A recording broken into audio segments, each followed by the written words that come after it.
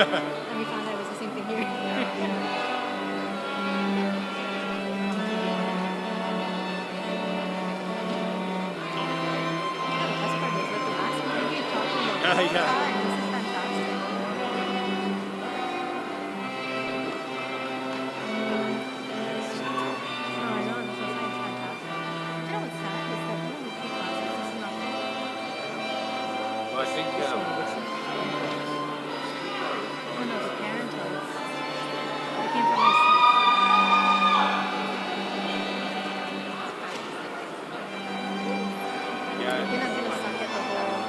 Say the next name because I know as soon as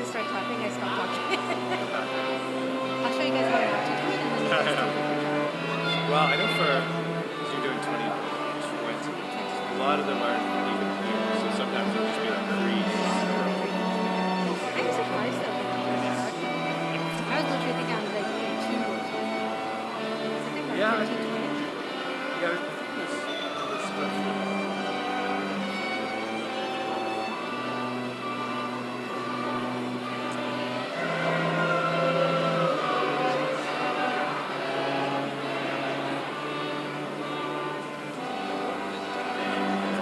Okay. Looking for a place to put water to Yeah. have. So. You get the good stuff when you're a speaker. I know it's good for speakers. Is that oh, is it sparkling? Yeah. Well, that's a terrible idea for a speaker. It's a terrible idea. Very bubbly bunch.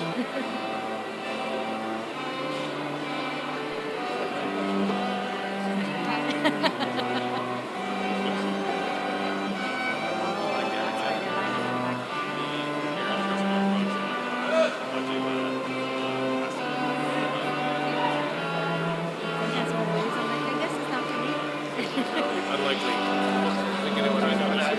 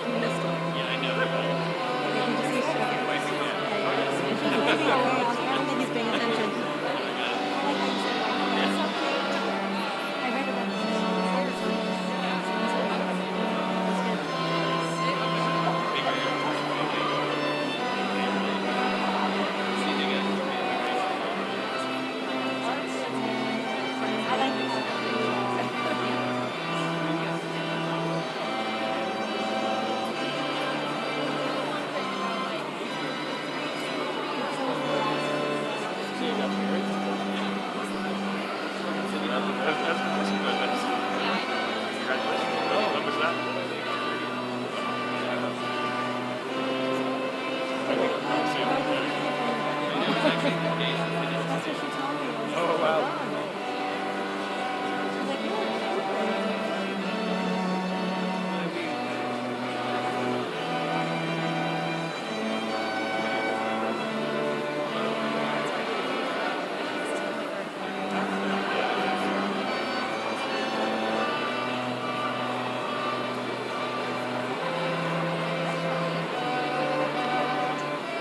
Yeah, that's a lot of graduates.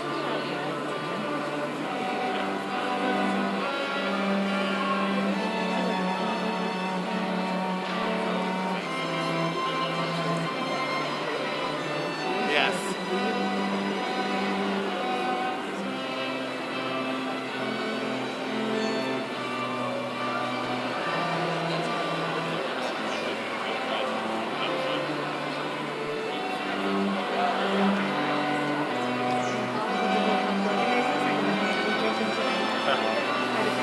Yeah, it's a big event.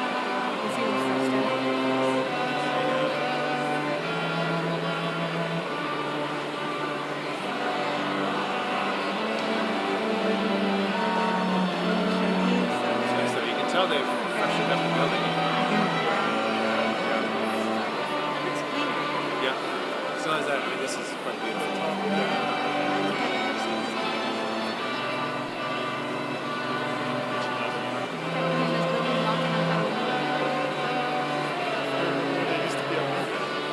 Probably, yeah.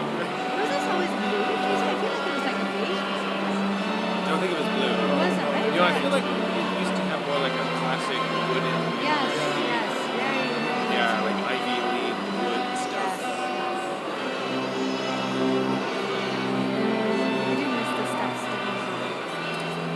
Yeah, I like that.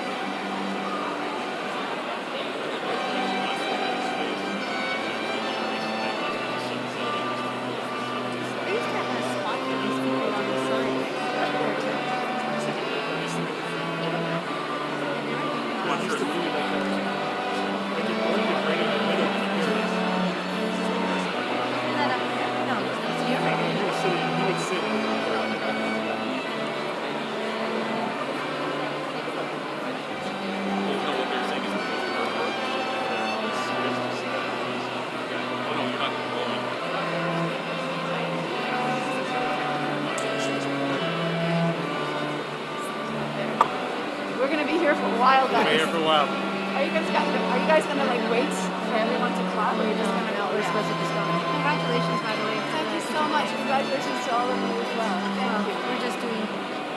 You're doing a great job, trust me. We're just here. Especially today.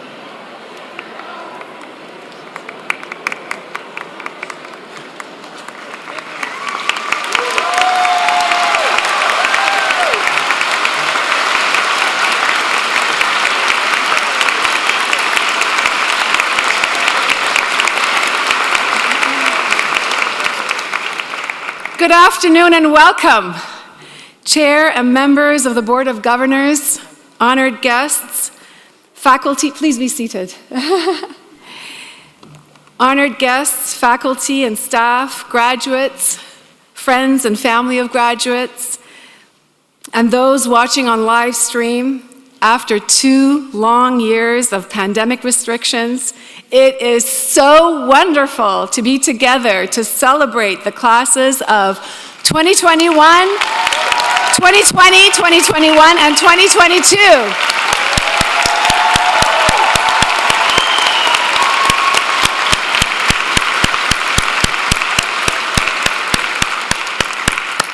My name is Afsoon Khalili. I'm a naturopathic doctor and a member of CCNM's faculty, and I will be your Master of Ceremonies this afternoon.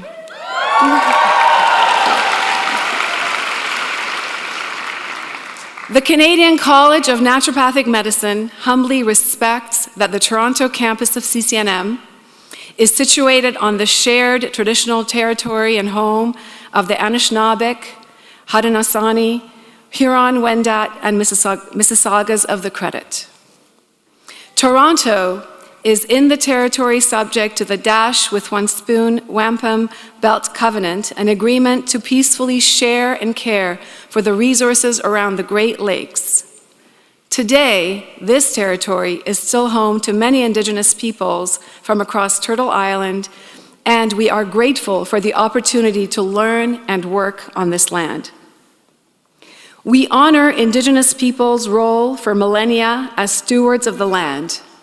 We look to Indigenous wisdom for guidance to foster a reciprocal relationship with the environment and to walk gently on the earth in order to preserve and protect the land, air, and water for 7 generations and beyond. The college acknowledges the profound debt that we owe to Indigenous knowledge in the practice of naturopathic medicine, and we commit ourselves to the work of reconciliation. At this time, I would like to ask you to please rise for our national anthem.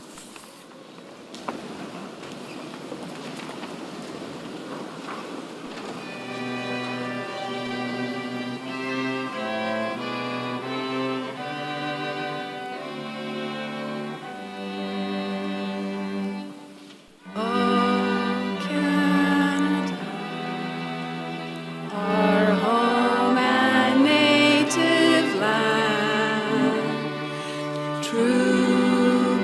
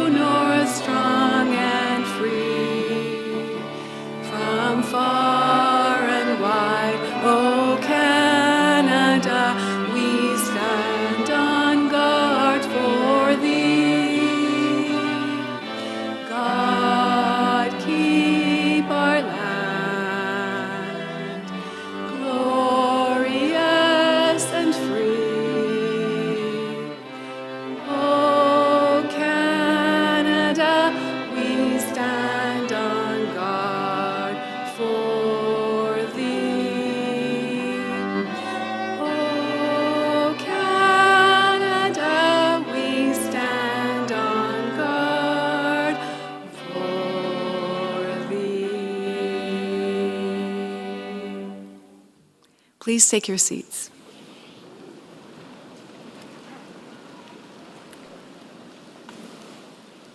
It gives me great pleasure to introduce some of our platform party. Please stand as I call your name. Dr. Gennady Raskin, co-chair of the Board of Governors. Dr. Bob Bernhardt, our president and CEO. Dr. Nick de Groot, our dean. And Dr. Hassan Hutchison, today's honorary degree recipient, who you will hear more about shortly. I would also like to recognize our honored guest. Please stand when I call your name. Dr. Angela Hanlon, Chair of the Board of Directors of the Ontario Association of Naturopathic Doctors. In your programs, you will see that Dr. Colleen McQuarrie, the Chair of the Board of Governors, was supposed to be here today. Unfortunately, she's trapped in because of the storm in Ottawa, so she will not be here with us today. Please turn off all your mobile devices and pagers. Please refrain from standing on the seats when taking pictures. And please do not block the path of graduates approaching and exiting the stage. I am now delighted to invite our President and CEO, Dr. Bob Bernhardt, to share a few words.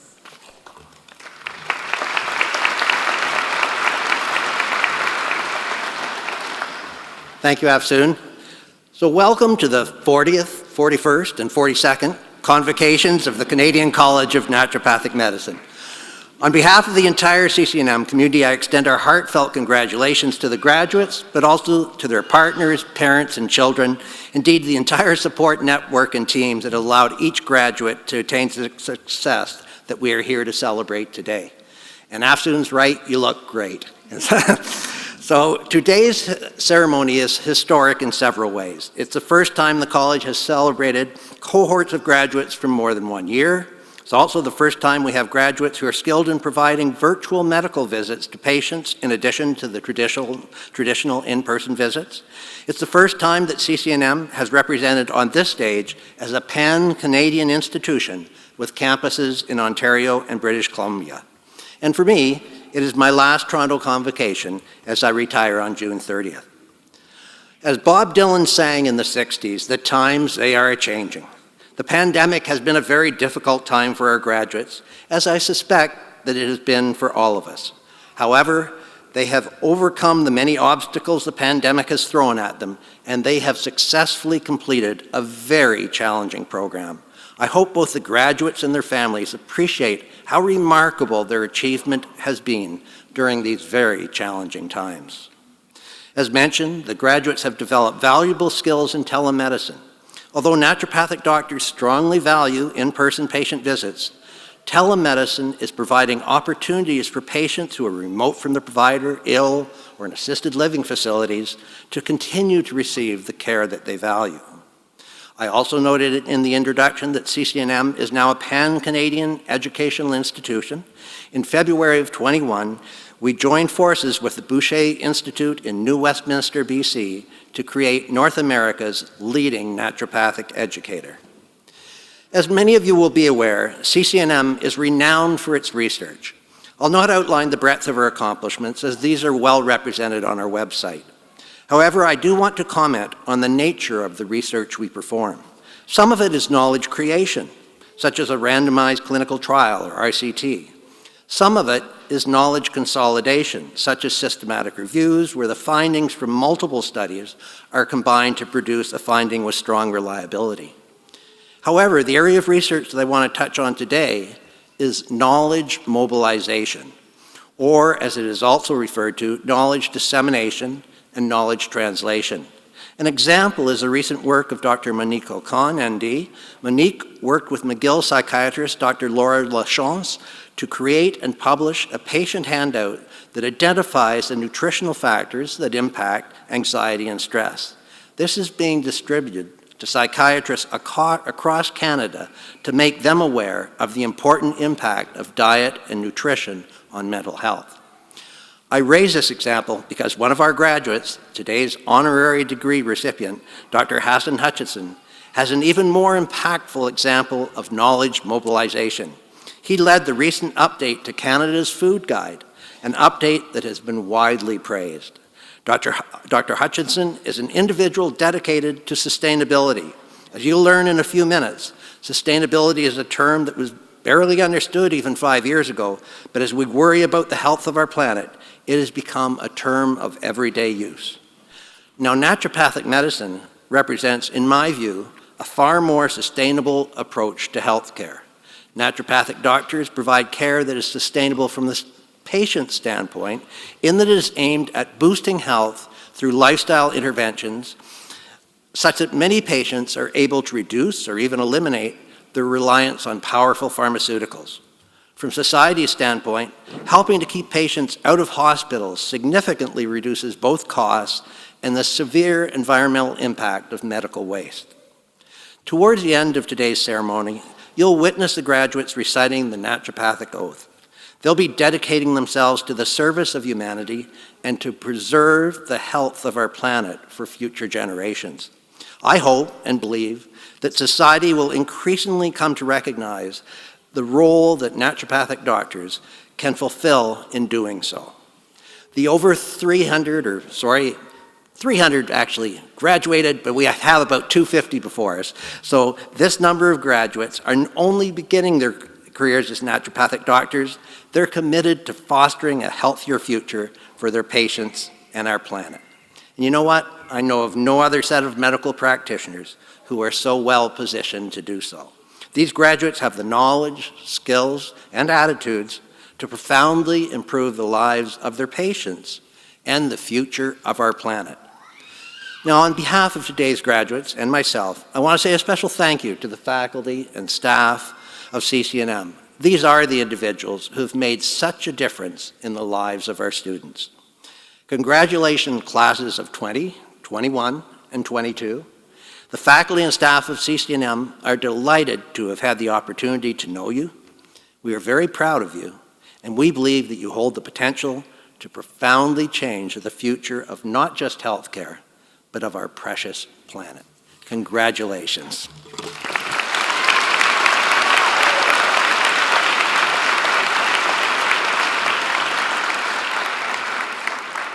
Thank you, Bob. Now I would like to ask Dr. Gennady Raskin, co-chair of the Board of Governors, to come to the podium to introduce today's honorary degree recipient.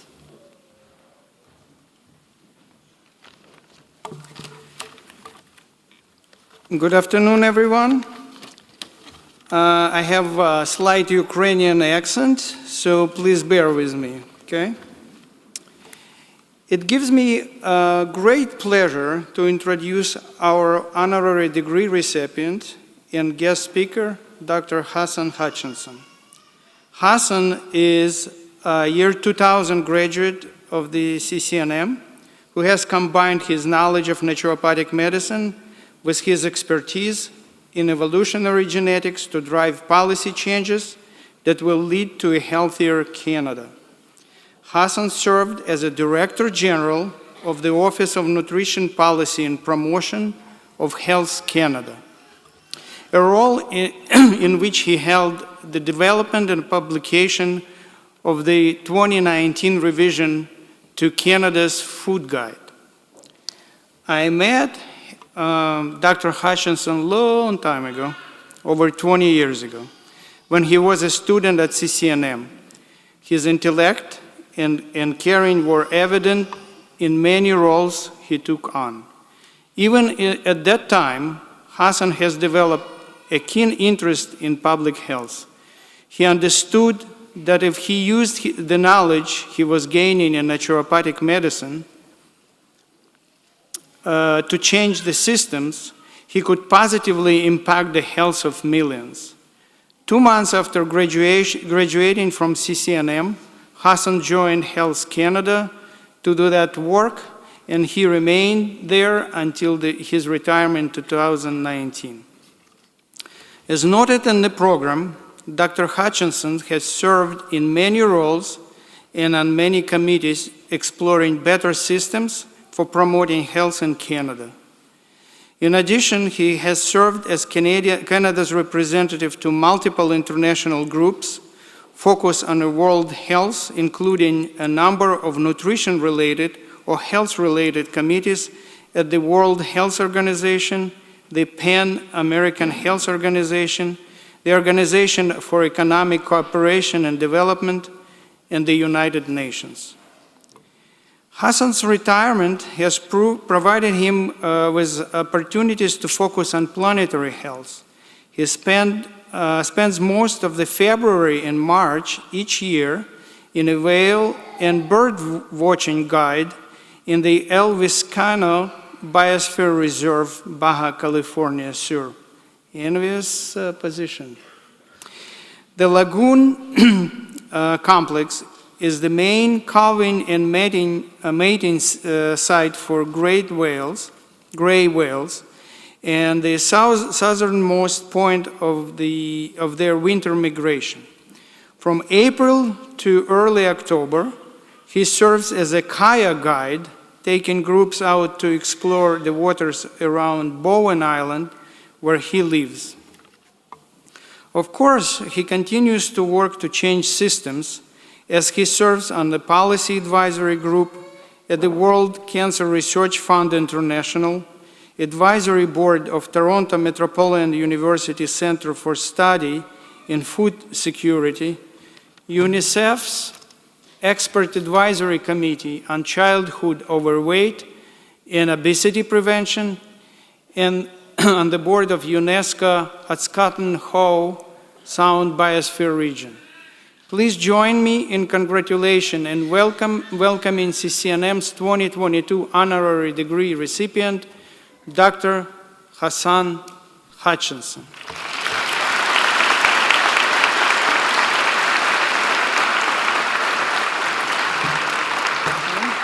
You have to go in the center. I'll give you the Oh, okay. Okay?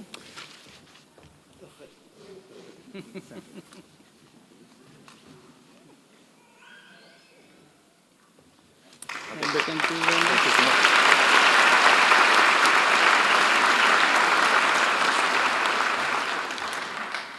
Well, thank you so much. Oh, I can take this off now, right? Ha, breathing again. Well, it's lovely to be back up on a pulpit again after retiring for 3 years. I don't get this opportunity very often. But it doesn't really sound like that guy you introduced has retired much, you know. I think my problem is always that I keep looking to do something else. I know one of my bosses, I probably shouldn't say this, of course, but one of my bosses used to say that I had a very slow-acting attention deficit disorder where I had to sort of move on from one to the other. I don't want to take away from a very serious condition, but it's probably a good way to understand me as well. But I do get some things done along the way, at least. So thank you very much, Gennady, for that wonderful introduction. It really is an honor to be here with all of you, the faculty, the staff, the guests, and most importantly, the 3 graduating classes. And this is a momentous day for all of us here, where we celebrate the 4 years of work and accomplishments that lead up to this graduation exercise. And I appreciate the frustration felt by some of you, I'm sure, in the classes of 2020 and 2021, with the extra year or 2 waiting to have these exercises. And I know Bob and I have been talking about me doing this particular address for 3 years now as well, so I've been frustrated with waiting for this particular thing too.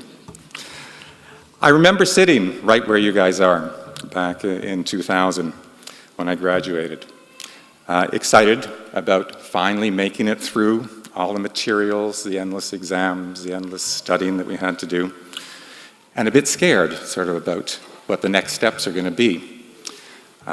We've got preparations, a lot of you, for the licensing exams. I guess some of you in here have already done those licensing exams. Congratulations for that as well. And wondering what are we going to do in terms of setting up a practice and sort of getting our career underway. And for me in this transition period, and I know I talked to somebody walking in, someone who's graduating today, what's she up to? And she's working. Well, to me, the scariest part of the transition before you can actually get set up and do a practice was about how could I actually keep a house going and food on the table for a family of 4 as well, which is not an insignificant concern. So when I moved back to Ottawa after finishing up here and started getting ready, reviewing materials for the NCLEX, I was looking for some sort of a job that would hold me over before I was really thinking of going down to Nova Scotia and setting up a small practice, perhaps on my own or with other folks as well. And Gennady talked about this. And 2 months after I graduated, I got a job from Health Canada. I thought it was a 3-month job, and that then I would be able to have food on the table for the family, and then sort of get down to doing my preparations and moving on and sort of going into a different sort of a career than what I ended up with. But that 3 months turned into over 20-year career that was unlike anything I'd really envisioned. And in spite of what you might think about the public service, it was very stimulating, exciting, and very rewarding as well. Part of the reason that I was quite successful in the public service was that I was well prepared by the education I received here at CCNM. You might not really think of it as being a place where you get educated to go into the public service and do different types of things. But aside from the basic sciences and the breadth of the modalities that we were taught, including, of course, the whole series of nutrition courses that we took throughout the years, one course in particular that was influential for me was the first-year course in public health. Now, I'm imagining that still happens here. I imagine most of you don't like it. I remember my class, I was the one who did like it, not very many others did. But it was very influential for me, and it was taught by CCNM Prof. David Berman at the time. And this course really triggered my interest in public policy with the focus on the determinants of health. And those, of course, being addressing how genetics, behavior, environmental and physical influences, medical care, and social factors affect why some people are healthy and others are not. That class was really a huge turning point for me and carried over to the rest of my career in public health. Now, I do want to spend a few minutes talking about some lessons that I think I learned over these past 20 years, some of the key elements that were addressed when we worked on a variety of different types of projects, and I'll illustrate them, of course, with examples of what we did for the food guide, since that seems to be the biggest draw of my career, I guess, in terms of what people recognize. And for those of you who have actually seen the food guide and gone through the new materials, you'll see throughout all of these documents, there's a very subtle influence that of our naturopathic approach to nutrition and healthy living. It's really throughout, but on a very subtle level. And don't think that it was not affected by what I learned and what you guys have learned here. It was very fundamental to the approach that we took. Now, the first thing we had to do when we started the food guide, of course, was to gain the confidence of health professionals and public in our recommendations and advice. And we did not have that with the last version of the food guide. The 2007 version was viewed as lacking in a strong evidence base. And Bob has talked already about the importance of having strong evidence bases. It was also too influenced by industry. It was not useful for either health professionals. It wasn't useful for the public. And sadly, it was so out of date as a communications and messaging tool. Now, of course, you have to remember at the time in 2007 when it came out was the very same year that the iPhone came out. So, we weren't really doing things the same way we're doing them now, but that very quickly changed and the old food guide was just so out of date right away. So we took a very comprehensive approach to looking at how to address the whole trust problem with Canadians. First, the evidence base. We developed a very strong, validated methodology to gather the best available evidence from high-quality scientific reports, the systematic reviews that, again, Bob talked about. By setting the evidence bar very high and using strong, convincing evidence as the groundwork for the food guide, we ensured that health professionals and Canadians understood that this is rooted in the very best of evidence that's out there right now. And the other thing we did, of course, is we published all of those reports so that they're available for everyone to see. So you want to see why we're making the decisions that we made in terms of advice and the messaging, well, you can go and drill down and see the actual evidence for that. The second thing that we did after the evidence was that we consulted and listened extensively during the development of the food guide. We talked to the provinces and the territories. We talked to the national Indigenous organizations repeatedly throughout the 4 years of development. We talked to regulatory bodies, researchers and academics, the health charities like the Canadian Cancer Society, the Heart and Stroke, the Canadian Medical Association, and many, many others. And we talked directly to Canadians through online consultations and through, what did we call those, focus groups, where we're actually meeting together and say, oh, what do you think of these pictures and these messages? Did they work? And I also met, of course, a couple of times with the Canadian Association of Naturopathic Doctors as we were going forward on this. And of course, like with the evidence guide, we published a whole series of what we heard reports that captured the information shared in these consultations. So again, by publishing these things, what we're trying to do is be very open and transparent and say, this is what we're hearing, this is why we're doing things in these particular certain ways. And one thing that we heard very strongly when we were doing the consultations was that health professionals needed something far more detailed than what the old 2007 was. It was okay, but it didn't really give you the amount of detail and the depth that people wanted. And that Canadians actually wanted to have something that was a bit more simpler to understand and to apply in their everyday, their lives. How do you incorporate the guidance in the day-to-day? And then meeting with all of these different stakeholders several times during the development of the guide meant that we've effectively co-created the new food guide based on what was important for those groups in implementing the guidance and how you actually use it. And so that does a number of different things, because that means that you're going to get similar messages, whether you're getting them from the Canadian Diabetes Association, as whether you're getting them from hopefully your family doctor or your naturopath or from your provincial government or what's happening in the schools and in the hospitals when. So that's that sort of reinforcement of messages based on the best available evidence. So now, for instance, what it serves as, it's a policy piece. It's integrated by federal, provincial, territorial governments into their nutritional programs and regulations. As a result, it influences the type of foods that is served and sold in public institutions such as daycares, schools, hospitals, and long-term care facilities. Then thirdly, the third item that we were criticized for, we controlled for the impression of undue industry influence in determining the last food guide. And the conflict, and so we controlled that in a number of ways. First of all, we excluded industry-commissioned reports from being considered for our evidence base, because there's lots of evidence to show that the conclusions that you come up to when you're doing even systematic reviews depends on where the money is coming for doing that particular systematic reviews. So we didn't include those that were funded by industry from industry. And we didn't use advisors or professors at universities whose research was directly funded by industry as well, because, again, we didn't want the advice to be, even the perception of the advice being that it was controlled by industry. And then, of course, the one thing that really got the industry riled up is that we didn't, for 4 years, we didn't meet at all one-on-one with any sort of industry groups. We kept that relationship. There were no backroom discussions, no discussions with lobbyists, no one bringing forward their commercial interests. That was a huge area of criticism for the old food guide as well, so we just dealt with that.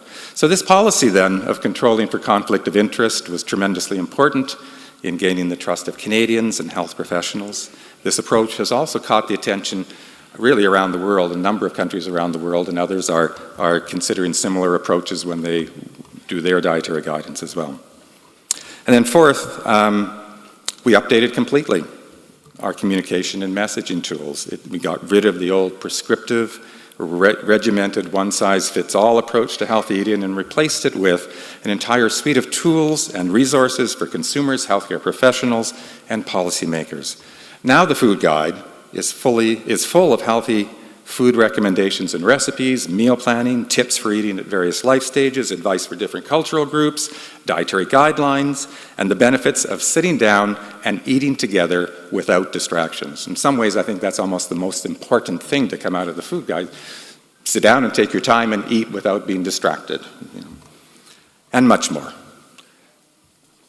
Throughout, there is this recognition that there are very many different ways to eat healthy. It's not eat so many servings of this and so many servings of that and so many servings of that. There are lots of different ways that are really follow and try and be consistent with what works for the individual, for different groups, for different cultural groups. That's really important. And as I said, I've referred to earlier, it is now available as a modern, dynamic, web-based application where you can access all sorts of types of information and the information that you want, whether it is just simple messages to help your kids develop cooking skills, to the details of the evidence base of the guidelines if you are a scientist or an academic. So for me, all these elements, having a solid evidence base, engaging in listening, being very aware of possible conflicts of interest and commercial interests, and developing relevant, accessible messages and communications were important for gaining confidence and trust. And water became really the main thrust of what you should be drinking in the new food guide. You might have noticed that as well. We'll pretend that that was for demonstration purposes, but I was getting thirsty. And I would contend that these very same elements are important for whatever type of career that we develop as naturopaths. For instance, it's necessary to get the trust of your patients by being knowledgeable and having that solid evidence base, by engaging and listening to your patients to get your diagnosis and also be able to find what sort of treatments work best for them as individuals. Again, move away from a one-size approach. And by making sure that you're not perceived to be overly affected by commercial interests when selling supplements and medicines in your office. You just have to be aware of that and how that can affect the confidence that you get. And of course, by communicating with clear messages and instructions. Same basic sort of concepts that carry over, I really think, any way that we are naturopaths. As naturopaths, with this type of education, you have a range of opportunities for different types of careers, be it an individual or group general practice, a focus practice such as focusing on cancer patients, an interdisciplinary practice with other types of health professionals, as teachers, instructors, or administrators in colleges and universities or in hospitals, in product development and industry, or like myself and many other naturopaths in public health. I mean, from my class in 2000 alone, I have colleagues that are in all of those different sorts of areas. They have really found what they want to do and what is their expression of being a naturopath, and that's all open to you. So you really have so many options now as you go forward as naturopaths. You're well trained, you have a solid foundation, and you're increasingly recognized as valuable contributors to healthcare. Now is the time to build on this foundation and create the type of future that you want. That will take a lot of work and thought as you go forward. The studying, reading, and exams are not really over, even though I might have implied that at the beginning of this. In a sense, they're just beginning, because regardless of your particular direction, you are in a profession that demands lifelong learning. And thank God for that. I, for one, could not imagine being happy in a career without a consistent need to push myself, to stretch, to learn new things, to question dogma, and in some way to make the world a better place. And I saw, on the way here about an hour and a half ago, as I was caught in the maze of trying to get from University Avenue over here, I saw an interesting, let's see if I can find it again. I came across, I lost it now. It was a Norman Bethune quote. Where was it? There it is. There's a statue of Norman Bethune over close to University Avenue. And the quote there is, "I am content. I am doing what I want to do. Why shouldn't I be happy? See what my riches consist of. First, I have important work that fully occupies every minute of my time. I am needed." And I thought that was kind of cool. On the way here, that's sort of what came, and that's a very important message. One last thing before I finish up. I would like to thank the guests that are here, the partners, the family, the friends, the colleagues of the new graduates. Your support for them has been important over the past few years, and maybe we could appreciate them right now as well.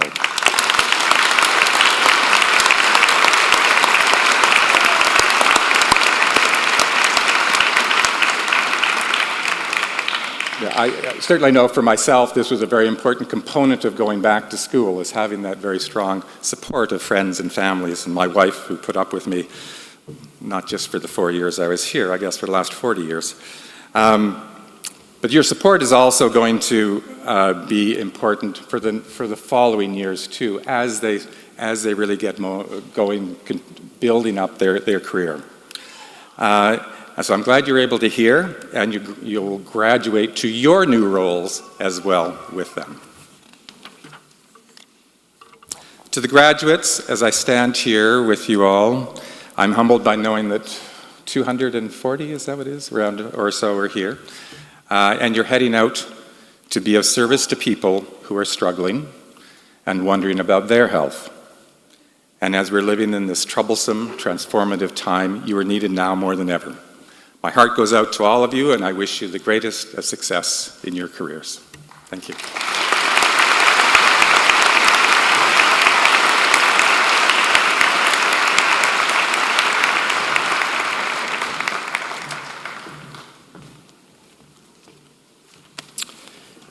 Thank you, Dr. Hutchison, for that inspiring talk on the food guide and other things. Good afternoon, everyone. My name is Dr. Nick de Groot, and I am the Dean at CCNM. As such, it is my privilege to begin the part of the ceremony that so many of you have been patiently waiting for, some of you for years, the graduation of our students. To help us with this, esteemed members of our faculty will announce the members of each graduating class. I'd like to welcome Dr. Rita Patel to present the Canadian College of Naturopathic Medicine, Toronto campus, class of 2020.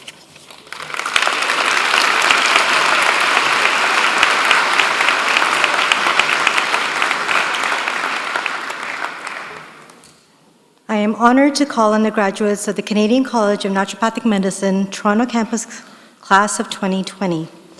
As a result of the pandemic, this class has already received their Doctor of Naturopathy degrees, so as your name is called, please present yourself to be hooded. You may remove your mask for pictures.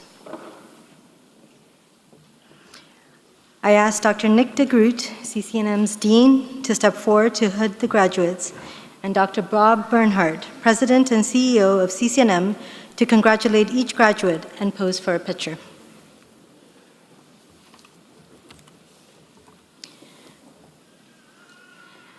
Dina L. Casey.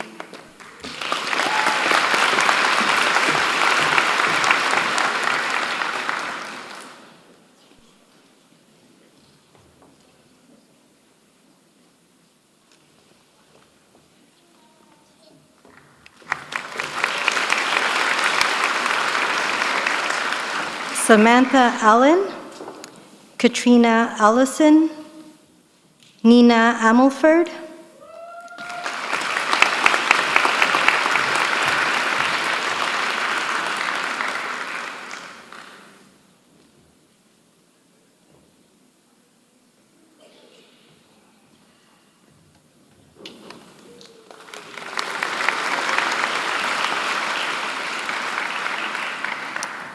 Jane Bacon, Curtis Baker,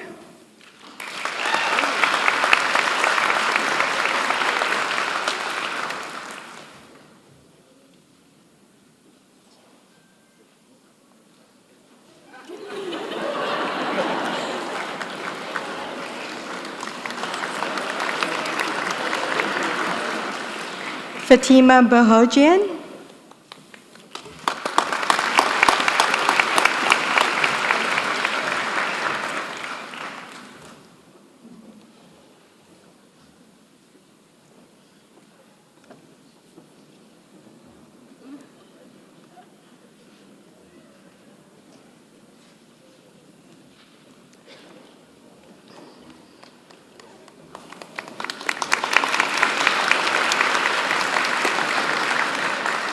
Yusuf Buhuyan, Celeste Marie Borghese,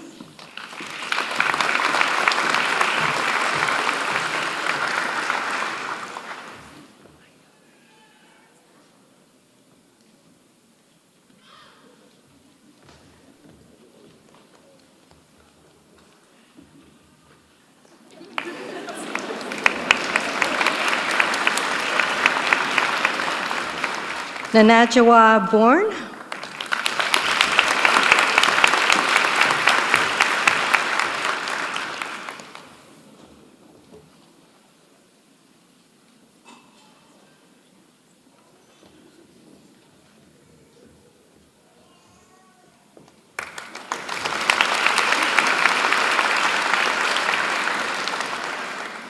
Natalie Bernier, Ariana Canderas,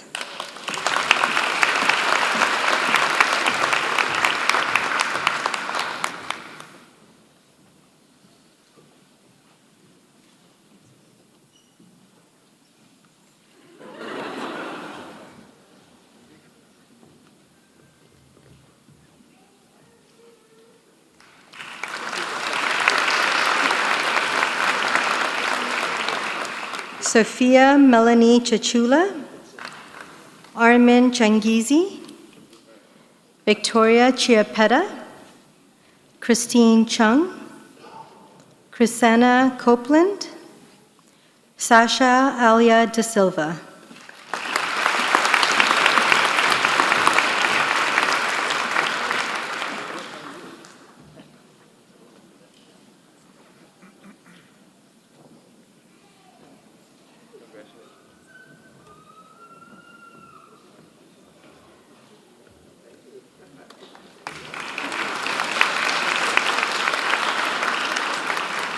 Maylee Devlin, Marianne De Silva,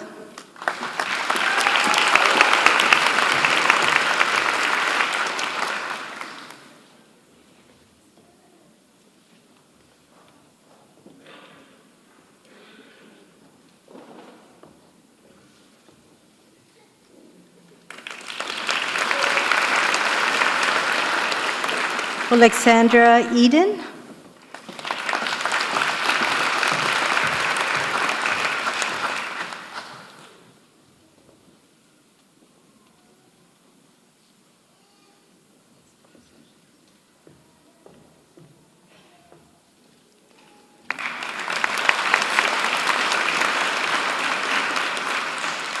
Tadashir Ellis, Samantha Endo,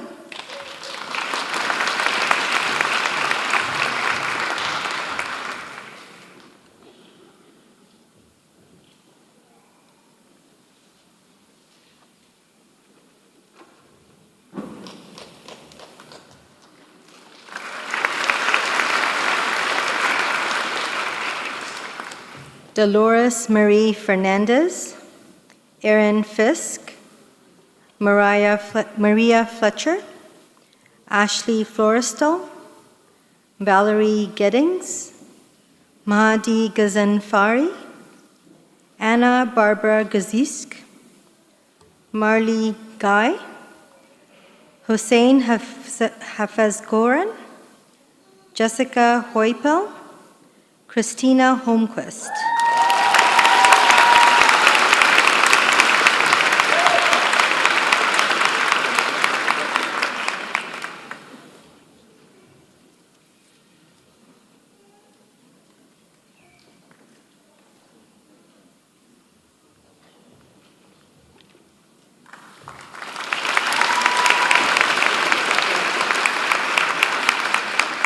Joanne Hutton, Stefania Jovina, Tessina Jaffer.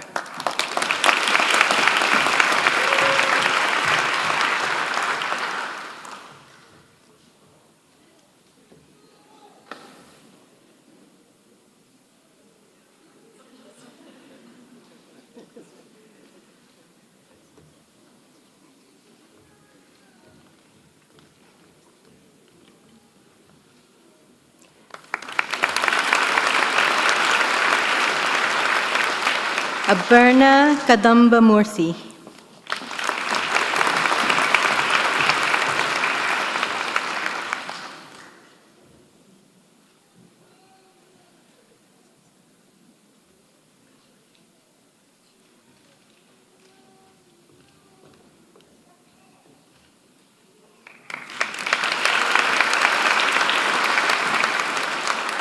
Caitlin Olivia Keats.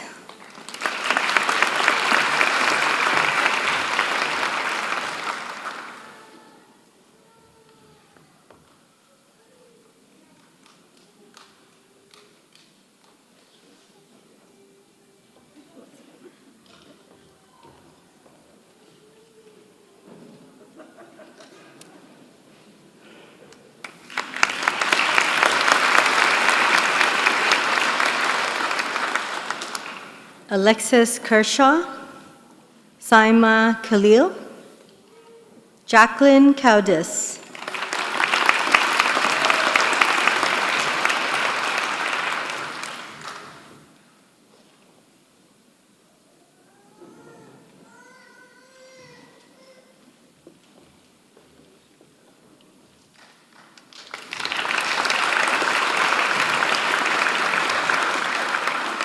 Mackenzie Cranix, Hilary Lajoie,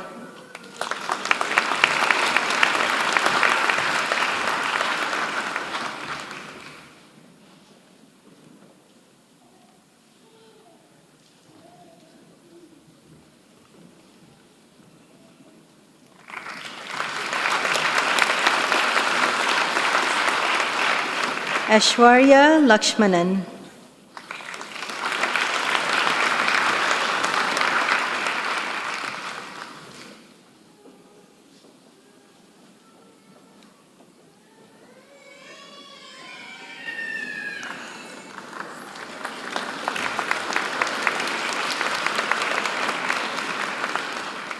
Yulia Lysenko,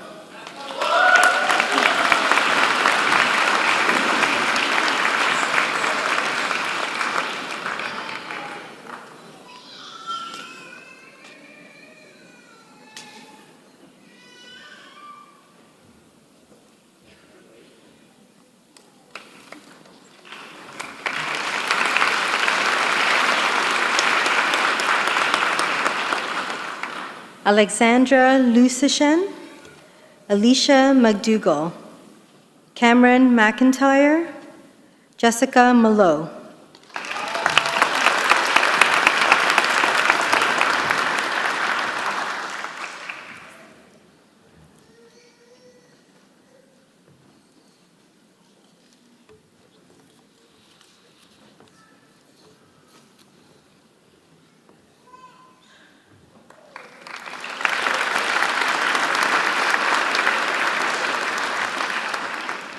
Lauren Elizabeth McKinney Mandich,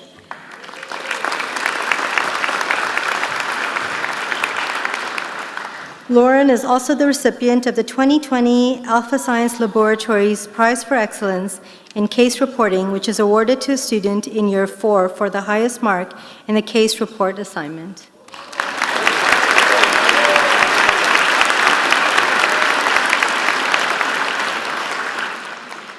Elena Matsaneva, Karine Dina McFarlane,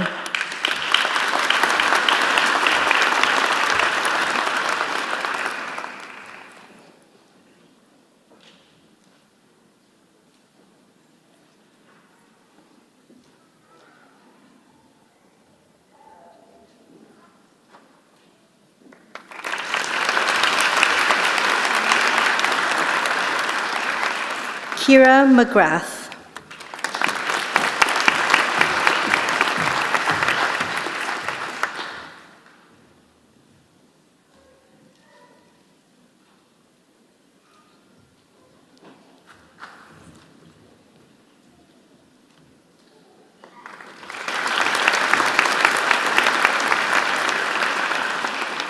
Carly McClarty, William Meditsokos, Arlie Milliard,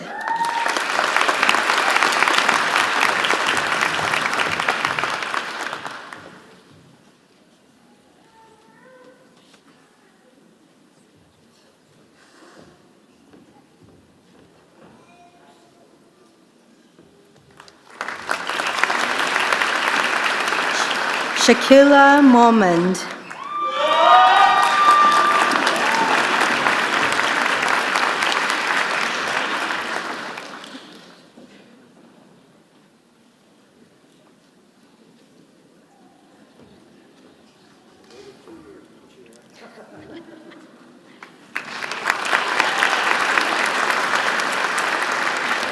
Christina Mokhir, Mireille Momodjian, Elena Moore, Amanda Morelli, Mattis Necrocious, Cassandra Piano,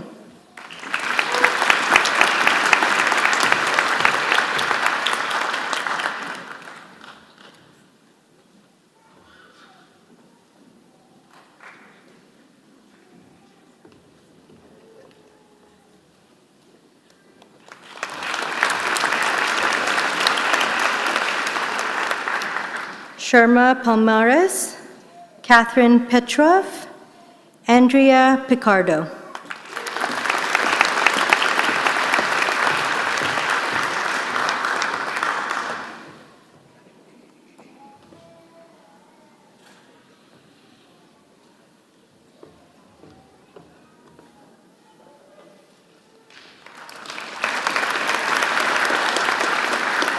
Sophie Poland McLeod, Andriana Kondu, Catherine Rabo.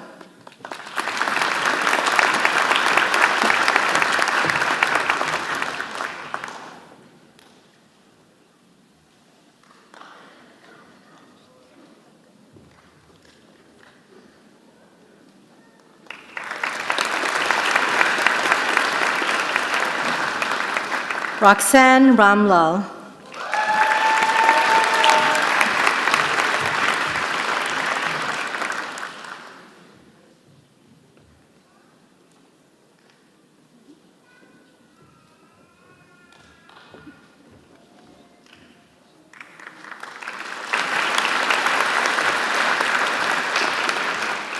Erica Christine Rizzolo, Elisa Robbins, Caitlin Marie Rowe, Rokshan Ruzarogoshe,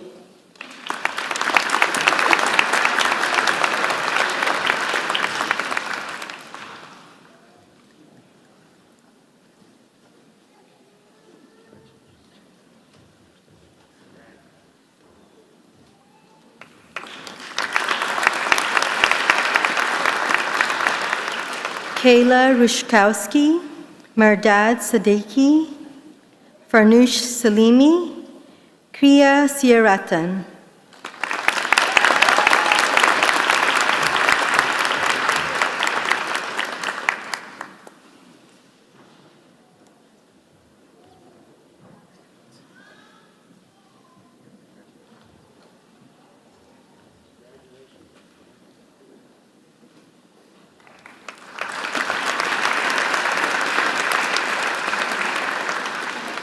Natalie Stradioto, Jenna Lee Tabachnik, Jennifer Tang.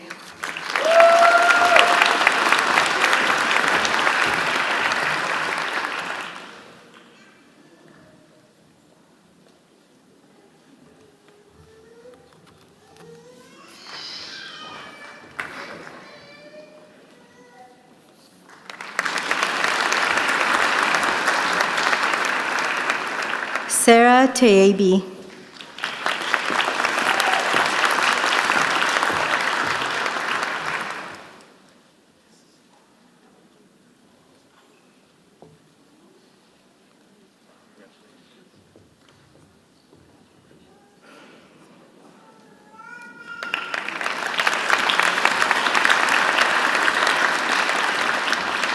Evrim Taskanli John A. Mew, Arvinathan Tangarupan, Jessica Thompson, Sarah Thompson, Marissa Thompson, Claire Watson,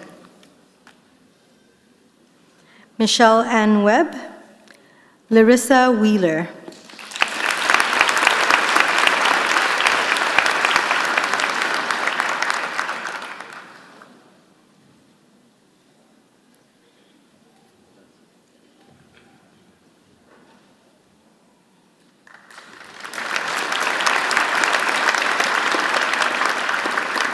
Amy Kathleen Wilson, Owen Wiseman.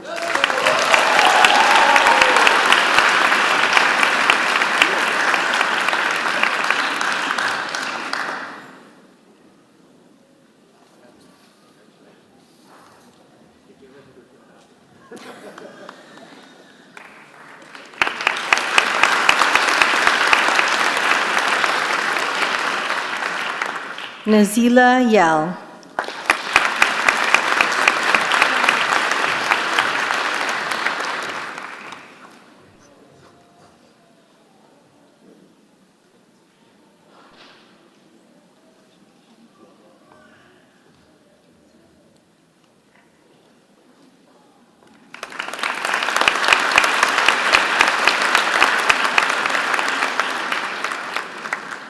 Mariam Yavari.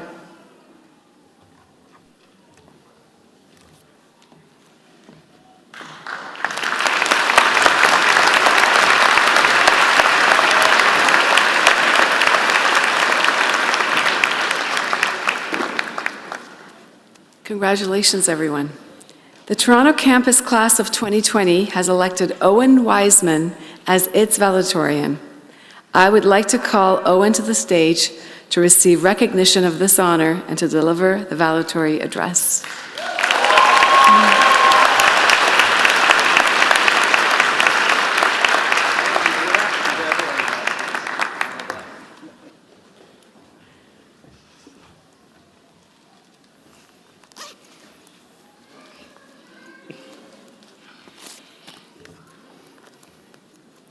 It's always figuring out where it's hiding.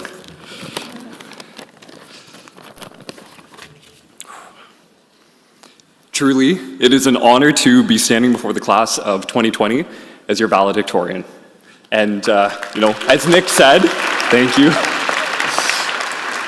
As Nick said, our class really dealt with for a while there. Is it gonna happen? Or, just go on with our lives. So I'm really pleased to be here, and my goodness, I genuinely can't express how excited I am to see all these familiar faces, people I've seen at Unity Summit, people I've graduated with and gone through the years with. It's just absolutely amazing to see each and every one of you. So I'm glad that we're all here, finally. So this speech was an opportunity to truly reflect on the amazing experiences that we actually all shared together and the incredible efforts by faculty and staff to make home away from home. Preparing for a speech at Convocation should be a relatively simple task, but I might be the only one who rewrote their speech more than 10 times over 2 years. The world, it kept changing, and then all of a sudden, my joke about murder hornets, it just didn't have the same sting to it. And just what scientists completely overlook the opportunity to name them buzzkills, I'm just saying. Now, one thing that did stand out time and time again as I rewrote the speech was that this class and the classes to follow may very well stand out as the most resilient group of graduates that the decades have seen. So take a moment for yourself, give yourself a round of applause.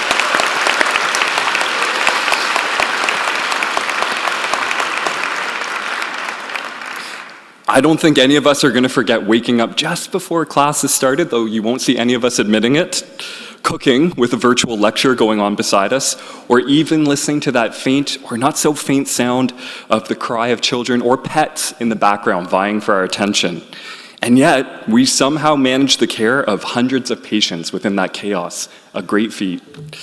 In an alternate reality that seems far, far away, the year was 2020.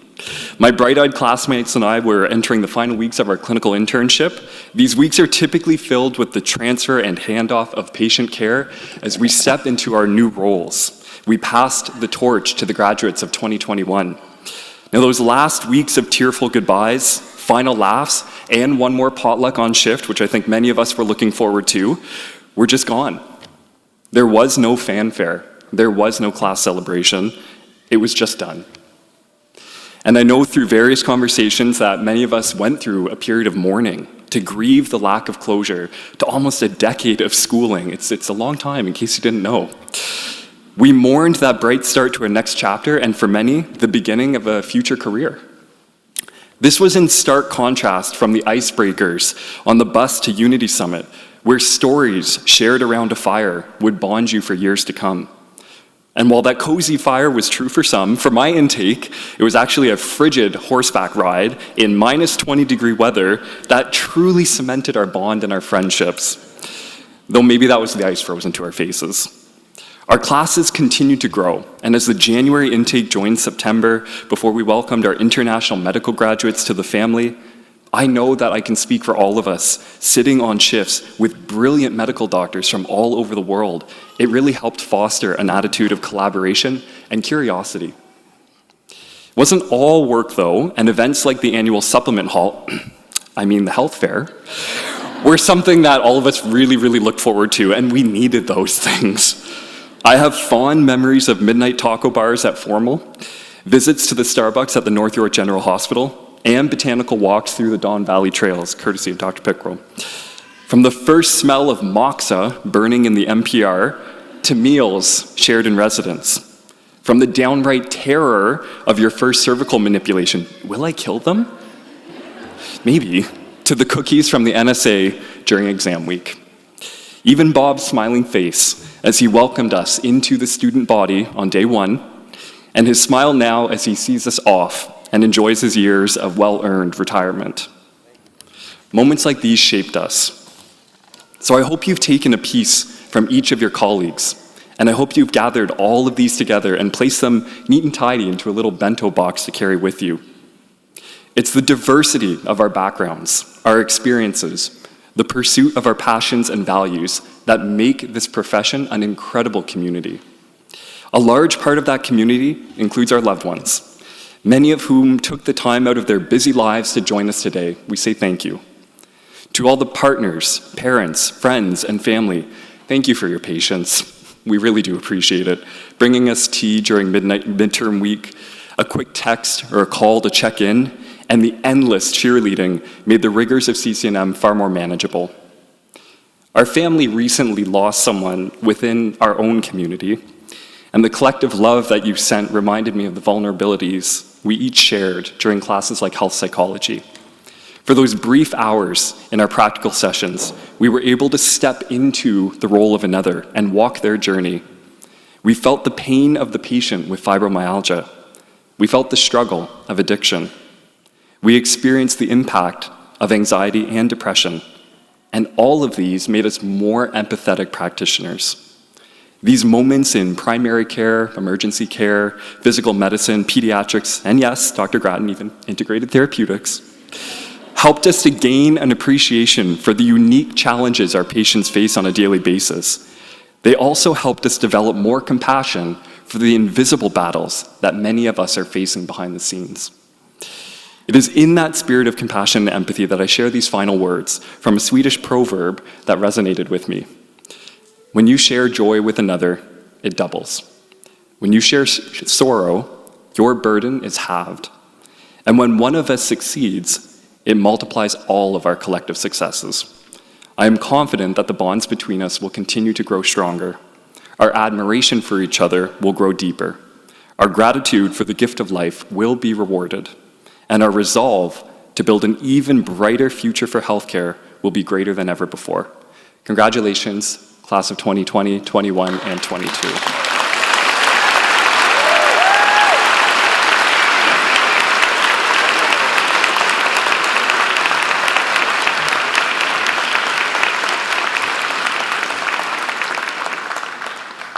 Thank you, Owen, for those very inspiring remarks. I'd now like to welcome Dr. Chris Pickrell, ND, to present the Canadian College of Naturopathic Medicine, Toronto Campus Class of 2021 Award.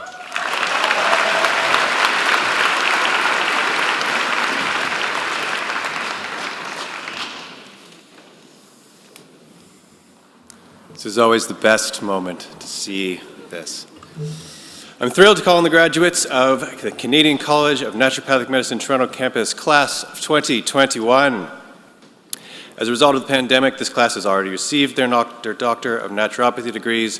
So as your name is called, please present yourself to be hooded. You may remove your mask for pictures.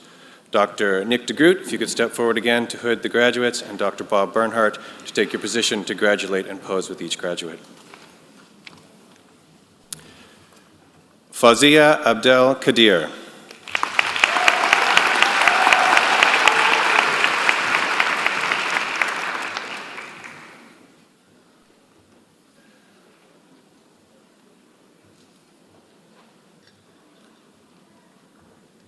Megan Aguirre.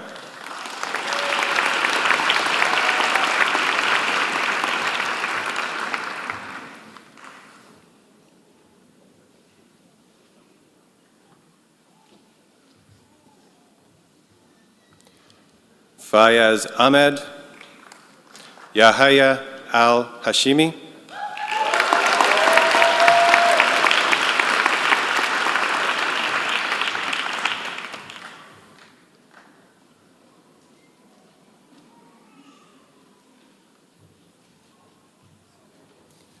Yasmin Amini. Rebecca Anderson, Ashley Aparocho,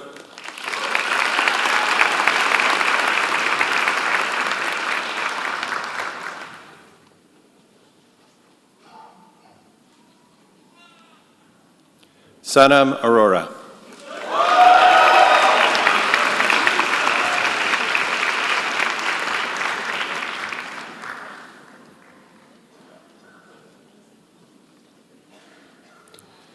Nasim Asude, Bisleen Atley, Charity O.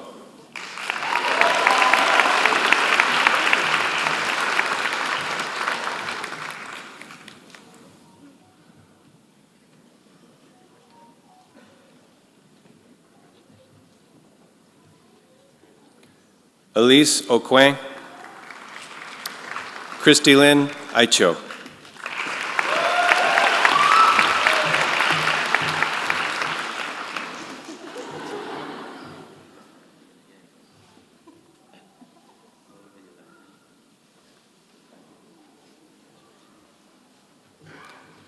Malika Azari, Brittany Nicole Badu, Erica Bear,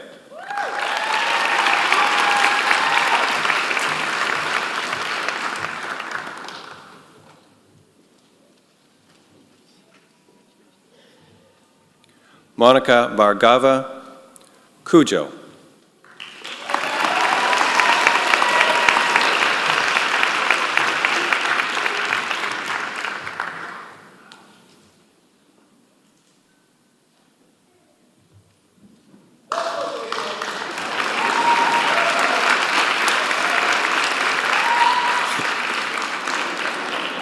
Victoria Bourne. Congratulations.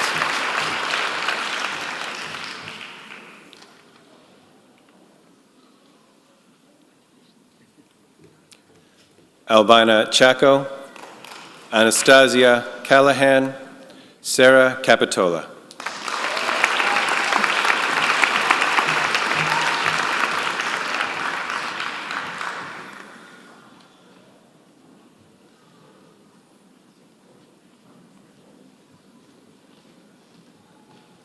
Diana Castleman, Cassandra Ceccarelli.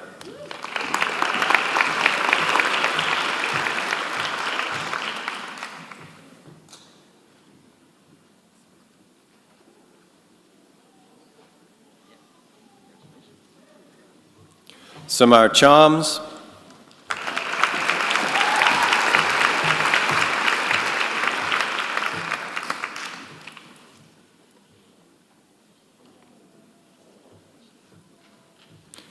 Irina Chan, Han Gil Chung.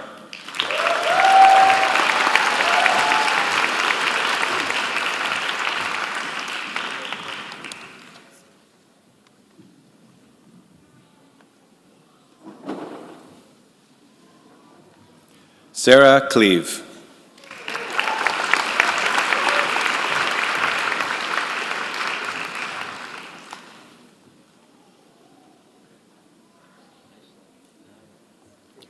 Joseph Constantino. Andrea Catherine D'Angelo. Justine Heidi Dosey.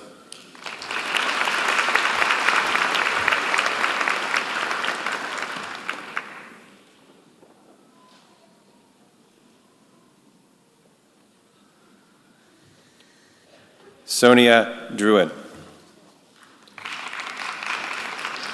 Erica Ekstrand. Nicole Edgar.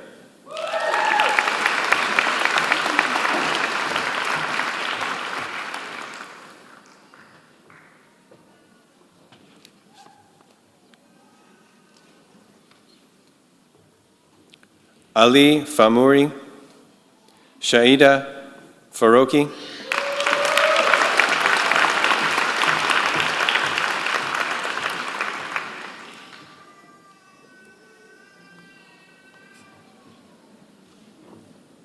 Christina Fata, Danica Ferreira, Amelie Victoria Firhoy.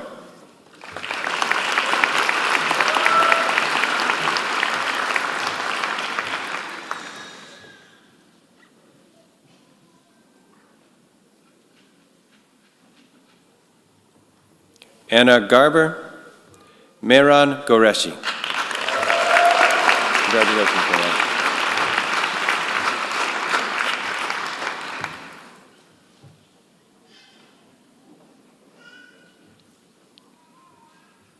Nicole Gignac.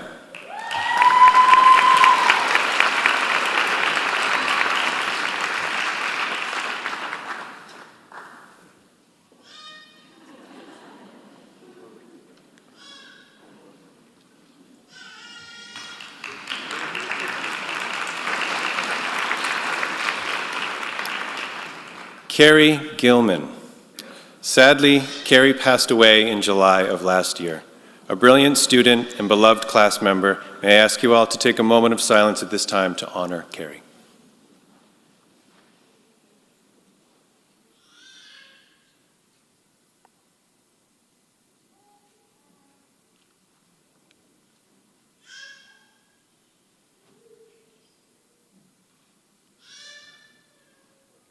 Thank you.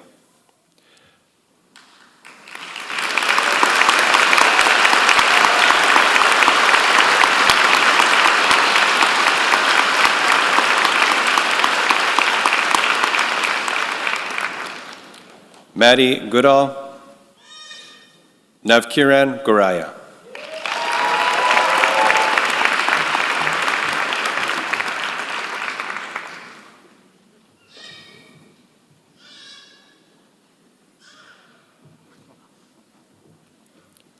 Colby Greenwood.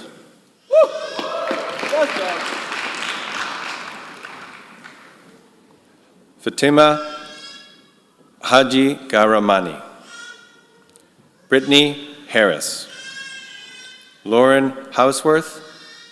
Daniela Herrera Gavira. Laura Hoffman.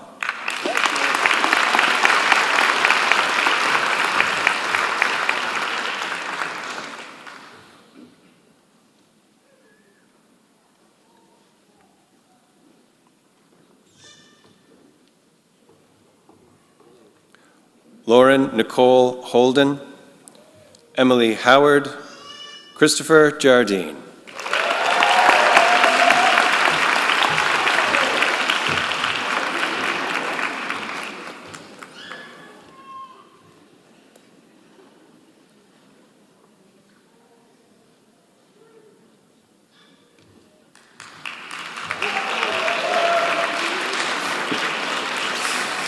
Esther Gion.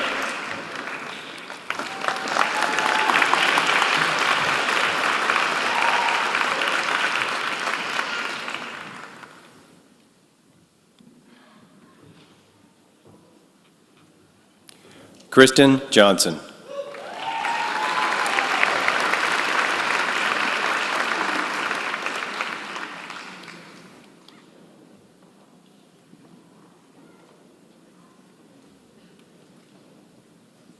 Elizabeth Maria Lois Young, Lisa Kaczynski, Muhammad Ali Kala.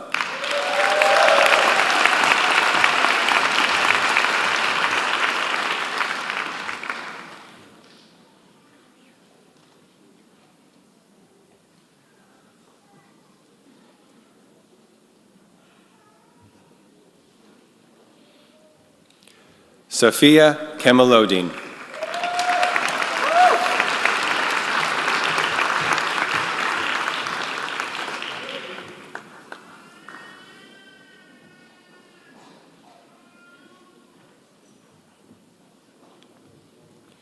Firozande Karkan.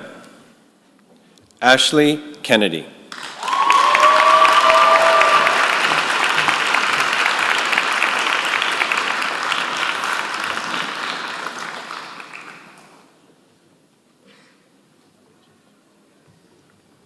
Trisha Kennedy.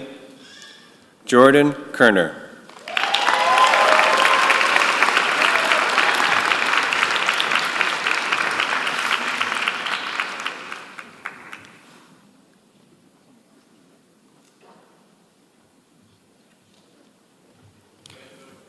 Nadine Keksel. Tep Siwatep Singh Kandarpur.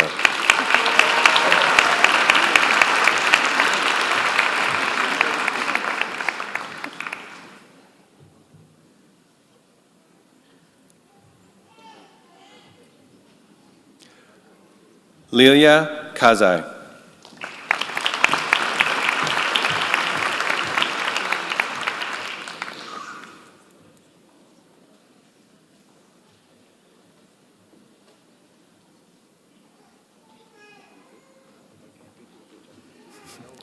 Nushin Ke Hosseini. Helen Hajong Kim.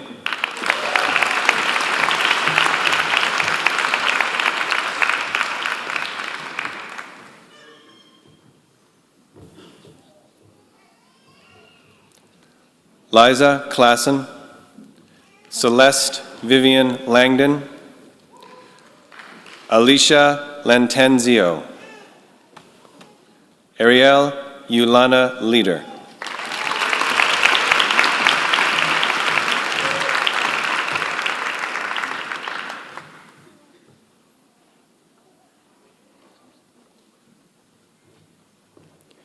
Irina Levina. Latoya Cherie Lewis. Kaylee McSwain.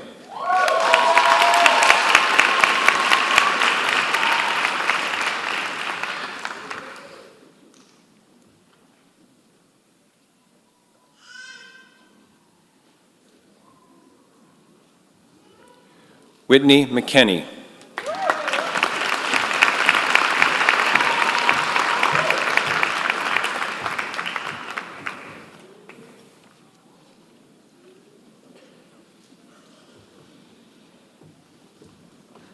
Neda Malecki.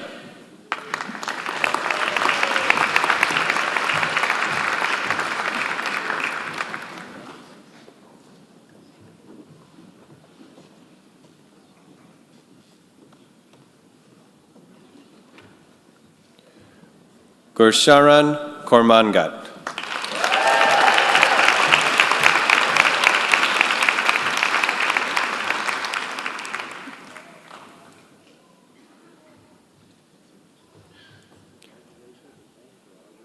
Maria Madure Moss.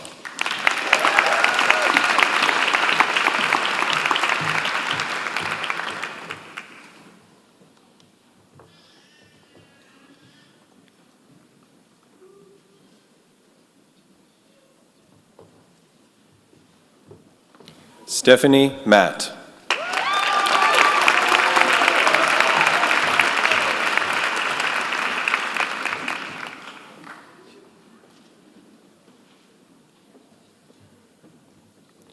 Nicole Medeiros. Dana Malosh.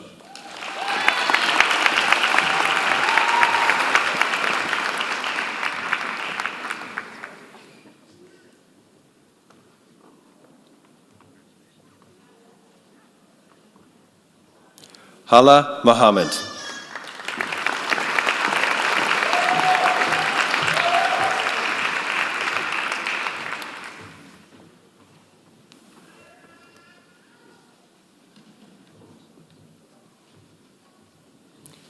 Michelle Gloria Moore. Lara Jan Morales.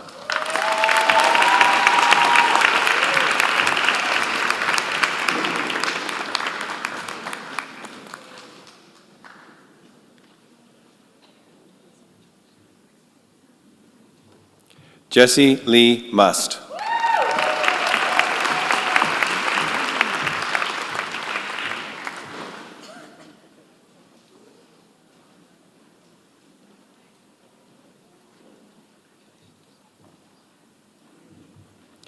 Nima Nagskar.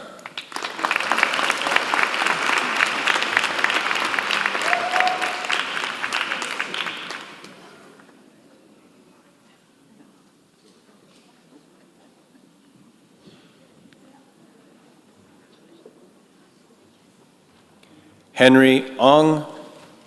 Megan Oxford. Nicole Pander. Dominique Paradis. Ji-won Pak.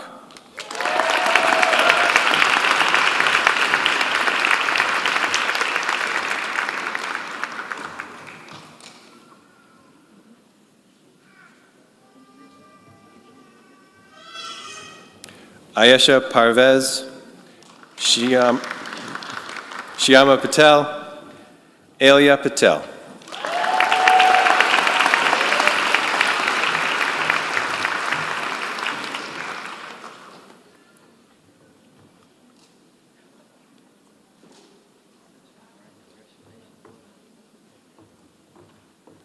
Nicole Lee Purdy.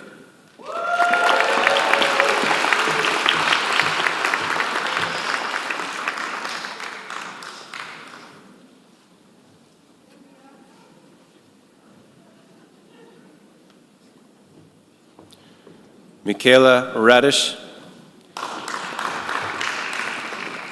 Mandana Rahimi. Anna Reines. Farhad Rajali, Yusuf Sadat Nejad.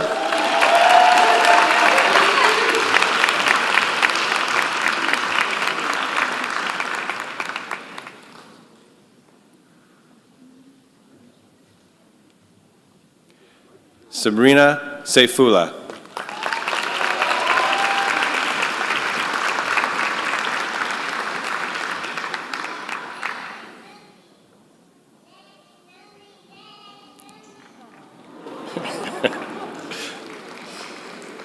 Rachel Sayerez.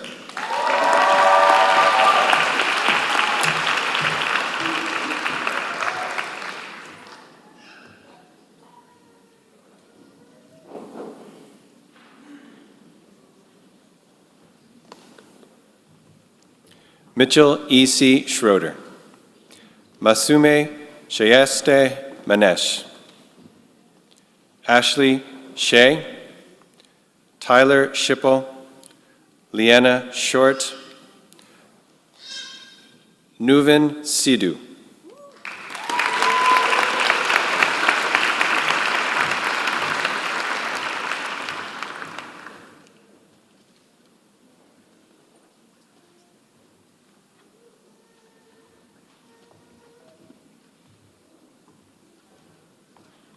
Michael Simu.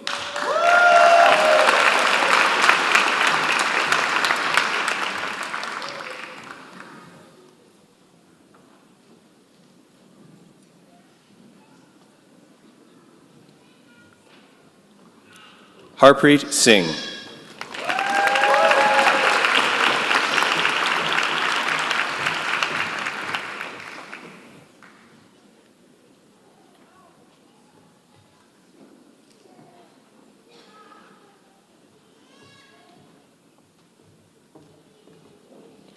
Simone Singh. Simone is also the recipient of the 2021 Alpha Science Laboratories Prize for Excellence in Case Reporting, which is awarded to a student in Year 4 for the highest mark in the case report. Sylvie Loon Smets.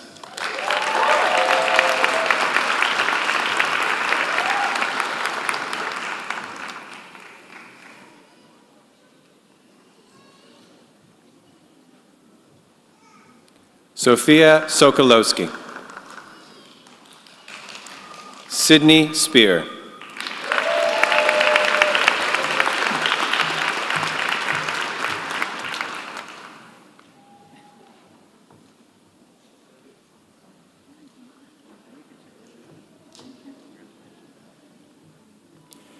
Iman Scully.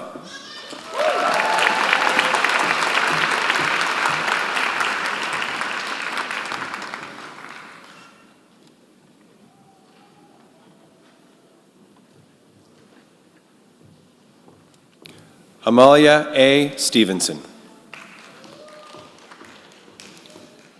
Amy Storozuk. Arvind Tuteja.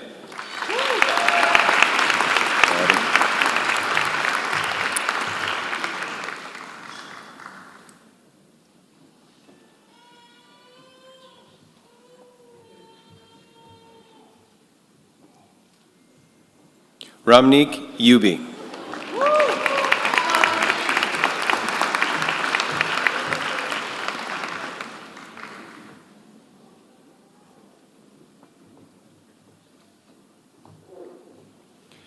Sarah Van Nienhuis. Juliana Rea Vicinanzo.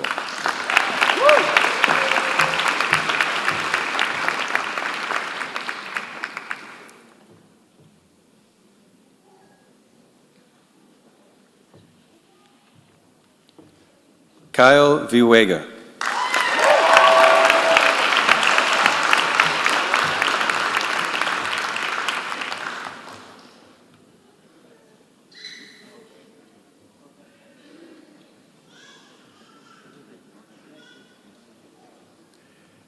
Al Vieira.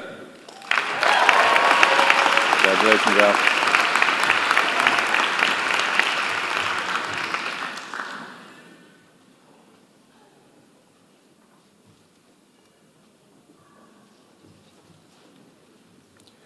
Marcus Vujasic. Adrian Wanch.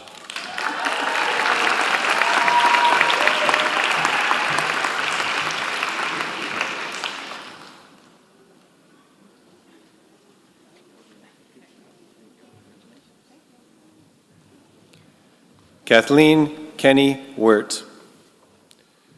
Marie Wilkins. Sheena Wu.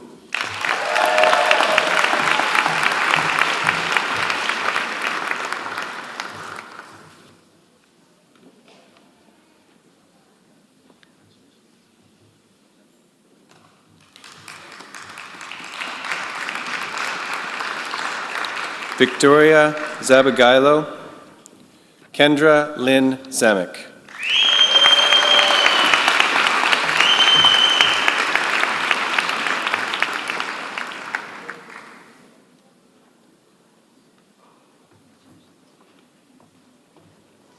Heather May Zoldi. Congratulations to the class of 2021.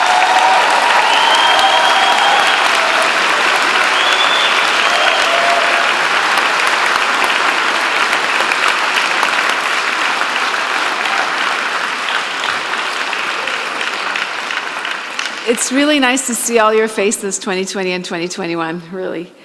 The Toronto campus class of 2021 has elected Ashley Kennedy as its valedictorian.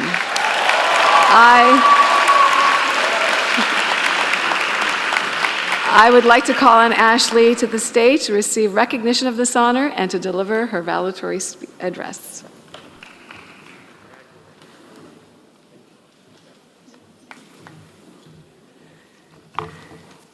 Okay.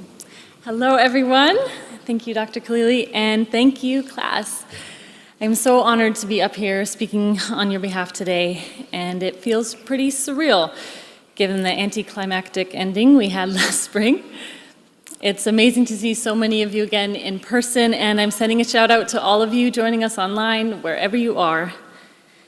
And of course, I'd like to acknowledge our classmate joining us in spirit today. Carrie, we celebrate all of your accomplishments and remember just what you meant to this class, to our school, and to our profession. I am confident that you did not give up on your passion of helping others. It's just in a new capacity now. But nevertheless, we miss you. Folks, it's been almost 5 years since most of us set out on this journey, and so much has happened since then. But whether you started in September, January, or with the IMGs, just stretch your mind back to when we were nervously getting to know each other on those days of orientation, or starting to create those bonds of friendship at our respective Unity Summits. It was back then that the class of 2021 was assigned the TCM element of fire, and our class slogan became Burning Bright. On that first night of Unity Summit in September 2017, the NSA led us through a beautiful meditation, and when we opened our eyes, each of us had a small candle lit in front of us.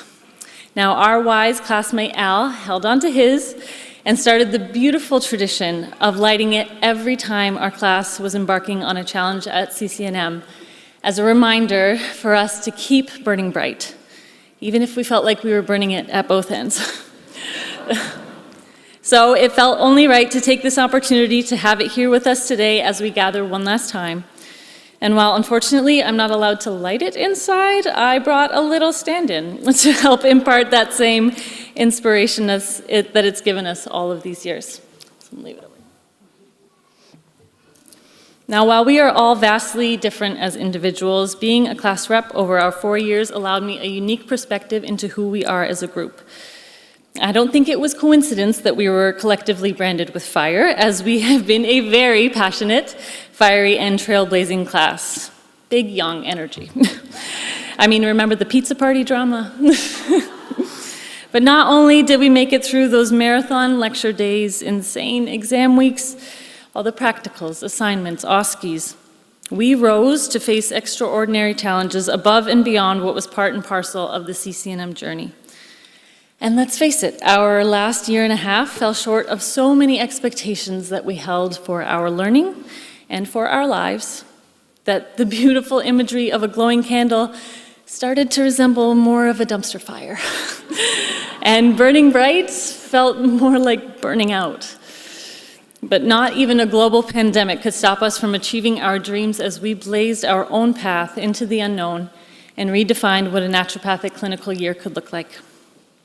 So despite everything that was thrown our way, I am so proud of how we have weathered our storms with grace, respect, but above all with support.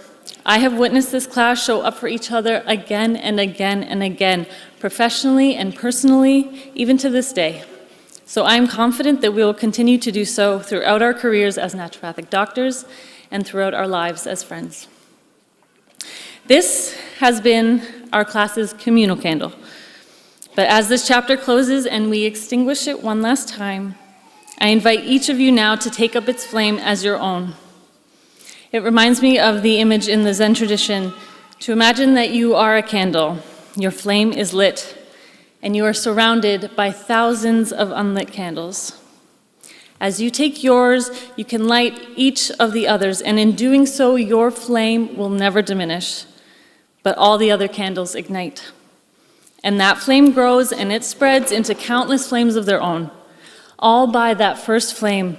By your willingness to shine your inner light outwardly, do you give others an opportunity to take their candle and ignite their own flame.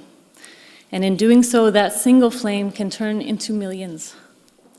So go out into the world, into this profession as yourself, your one-of-a-kind, authentic self, and cherish your uniqueness. Don't doubt it, deny it, or hide it, because when you act on your passion, your highest excitement, you let that true light shine. And by your example, will you inspire and draw to you all those whom you seek to help, to make a true impact in this world in whatever capacity that looks like for you. So in closing, be the flame, ignite each other, and witness just how bright our future really is. Thank you and congratulations.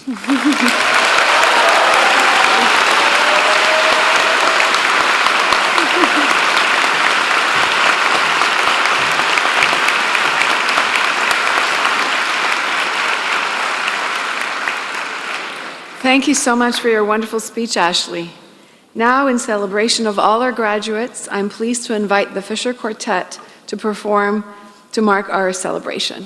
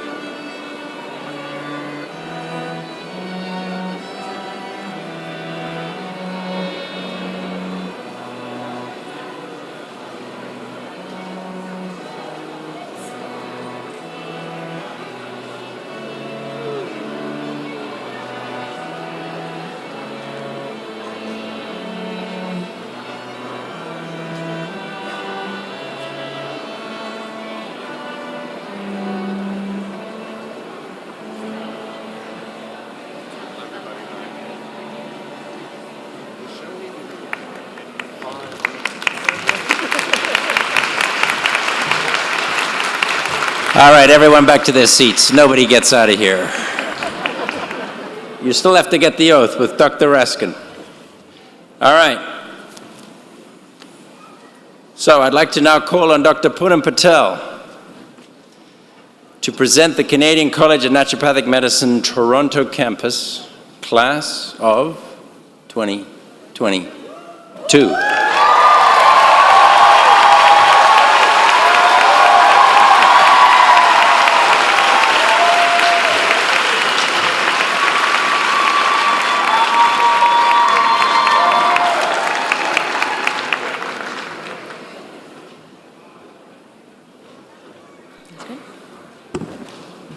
I am honored to call on the graduates of the Canadian College of Naturopathic Medicine, Toronto campus, class of 2022, to receive their Doctor of Naturopathic degree. As your name is called, please present yourself to be hooded and to accept your degree. I ask Dr. Nick de Groot to step forward to hood the graduates and Dr. Bob Barnhart to take his position to give each new graduate their degree. Amira Abdelaziz.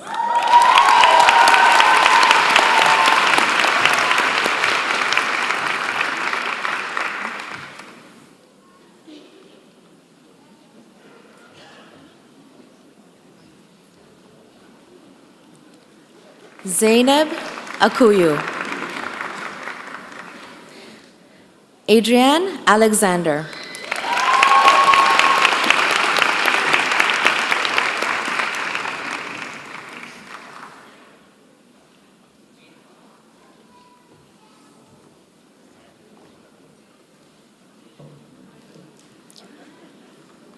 Rami Allen.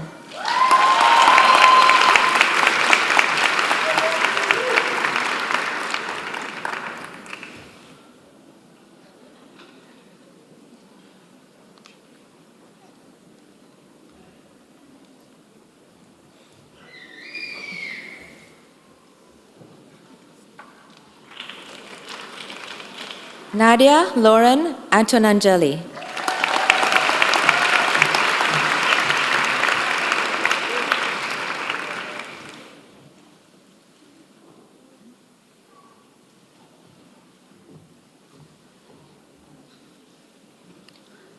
Hazem Harmonious.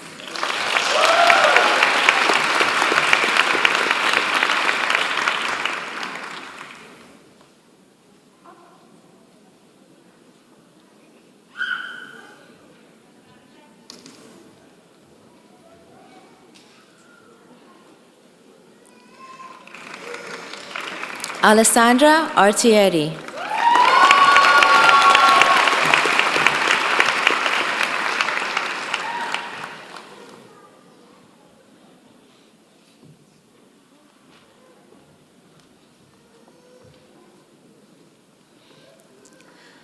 Parya Barampur.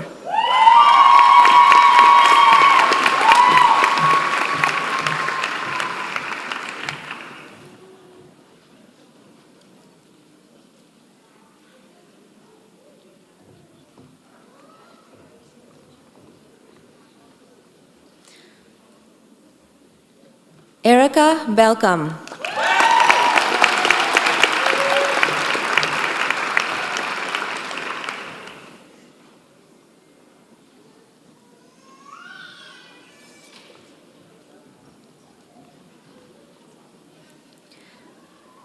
Midori Barker.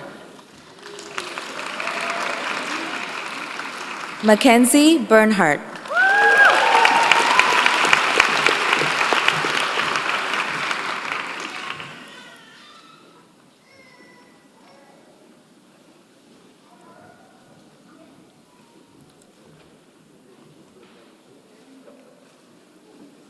Alicia Bester.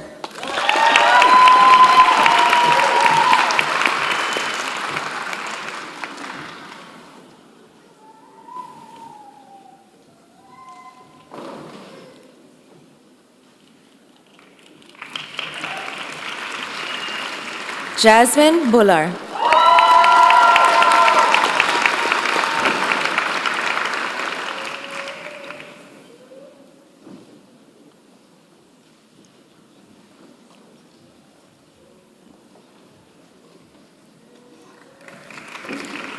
Avandip Biring, Taylor Blixt, Angelica Brihino,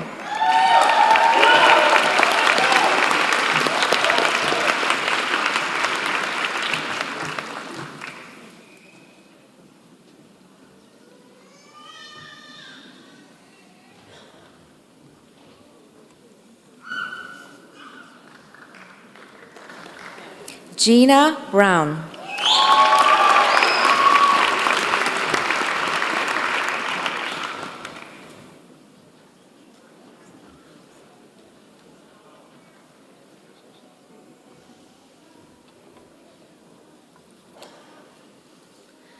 Anna Bolan,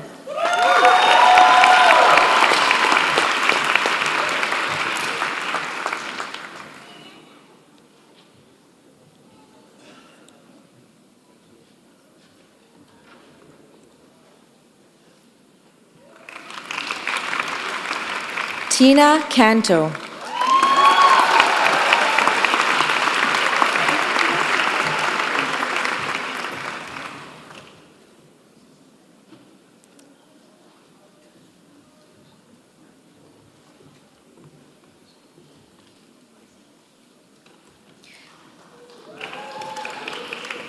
Kara Capanillo,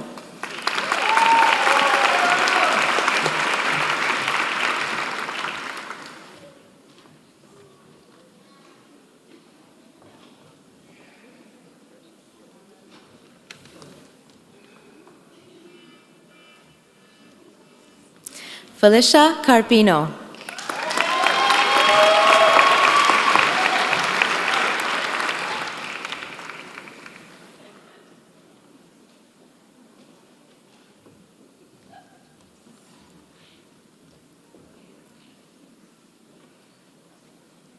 TJ Prince de Mesa Castasas.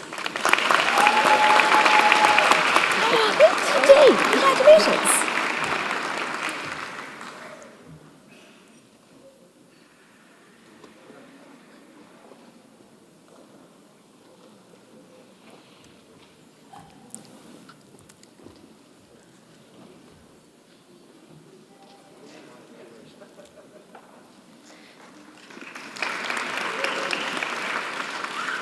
Emily Katanian.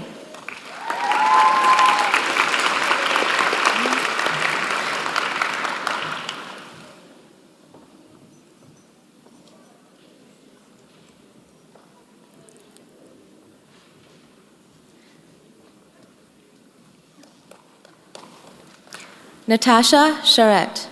Alicia Marie Chevalier.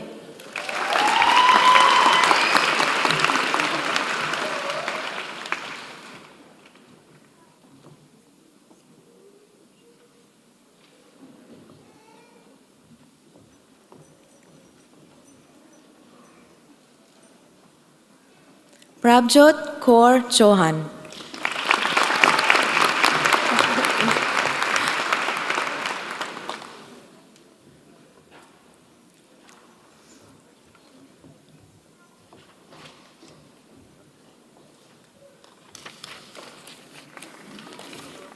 Lorna Ciccone.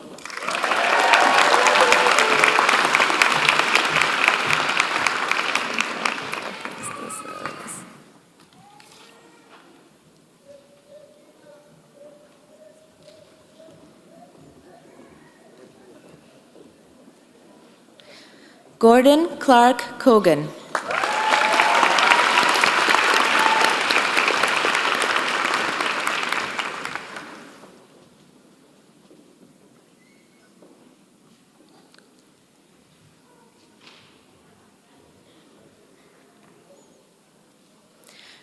Erica Celeste Costabile.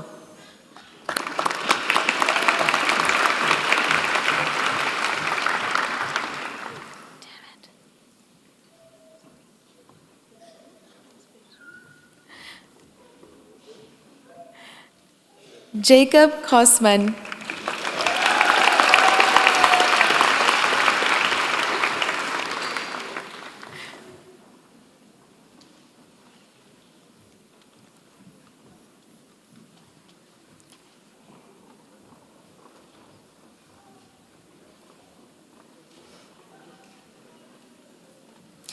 Jenna Lee Cruikshank.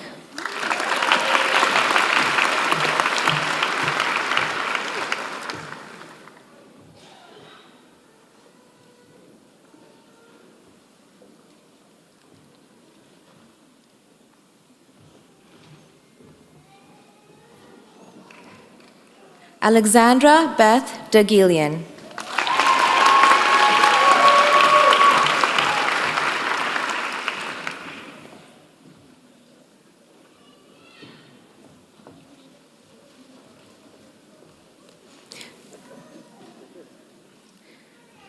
Charlie Dagger.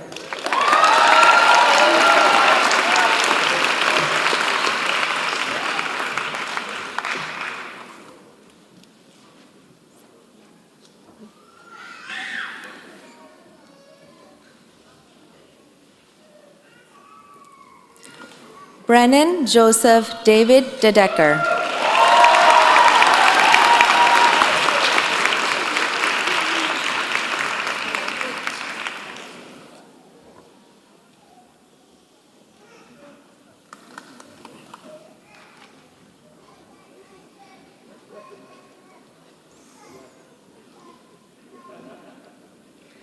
Shervin Deganian.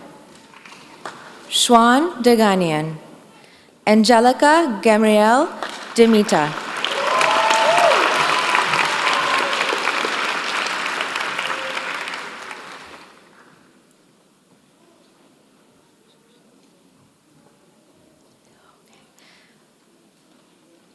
Lauren Dingwall.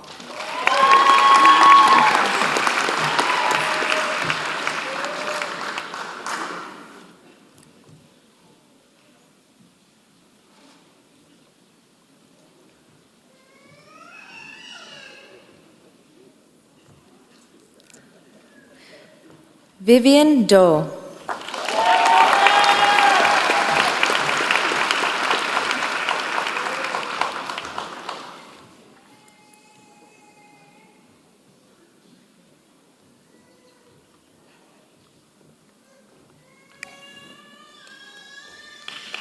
Donisha Dodd.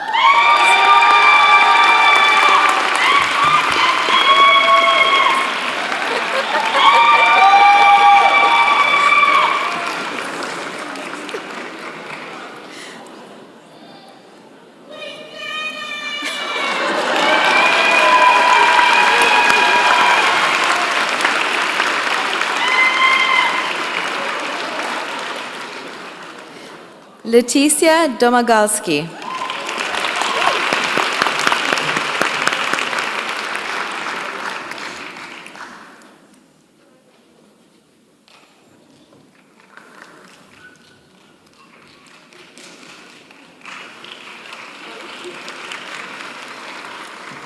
Raisa Dorsonville.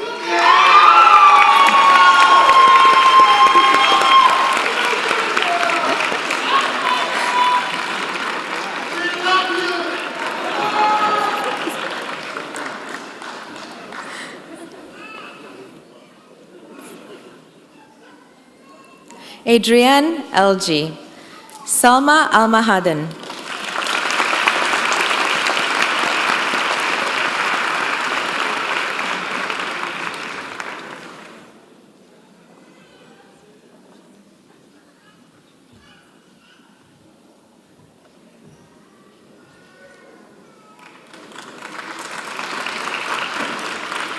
Oscar Enciso.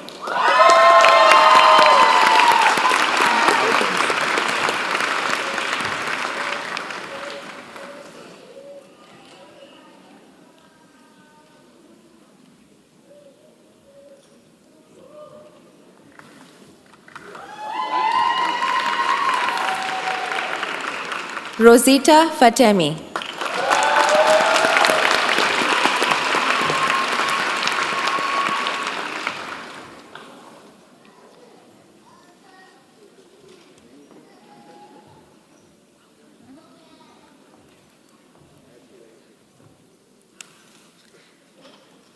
Nora Fenton.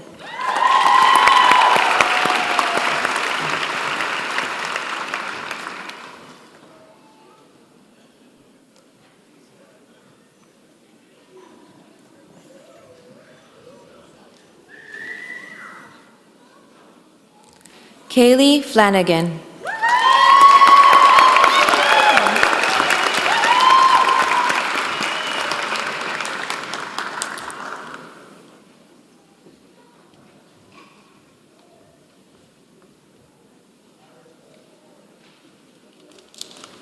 Norian Marie Fontanales Cuevas.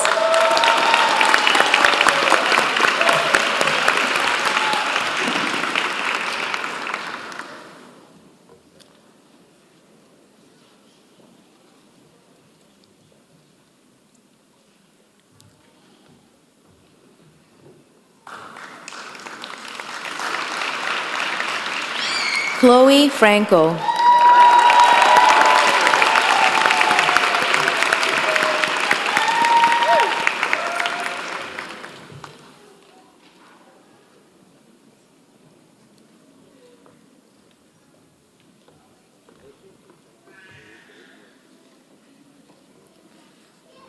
Emily Gale.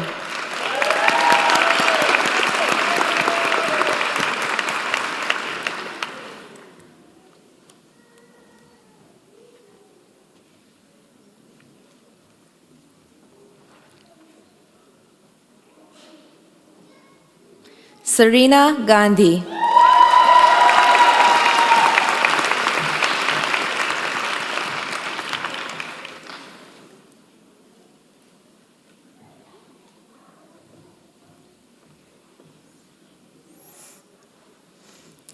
Melanie Garrett. Ashwarya Goba.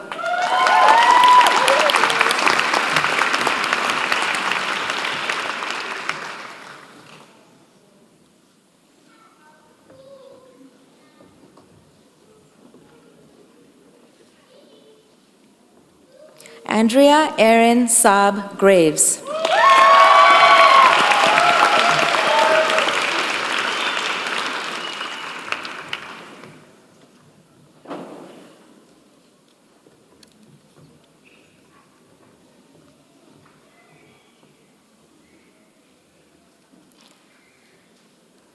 Sydney Green.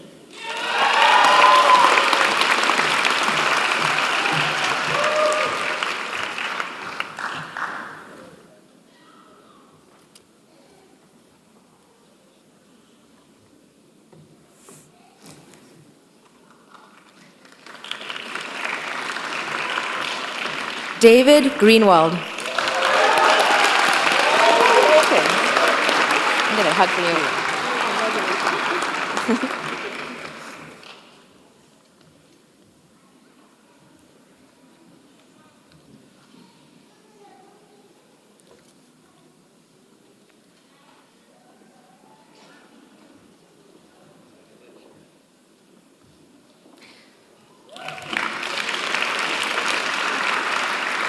Marina Goes.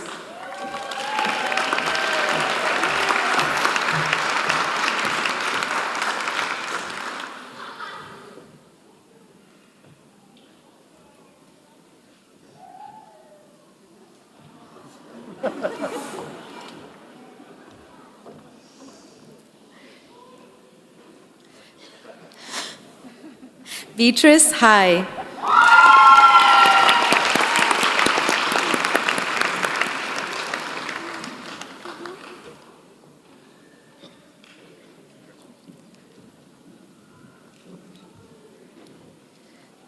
Elizabeth Hanna.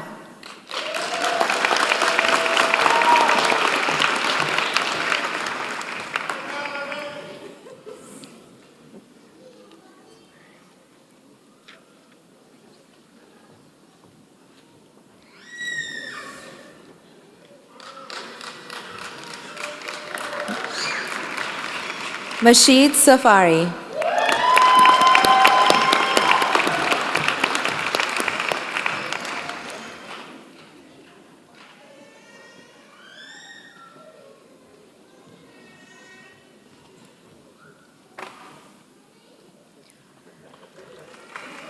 Adrienne Allison Hill Strathy.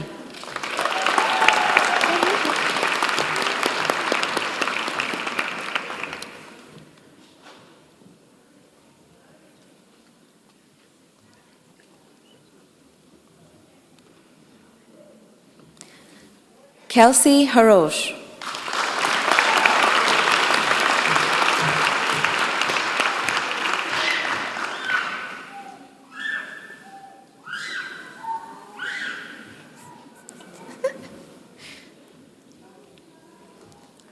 Jessica Hunter Wells.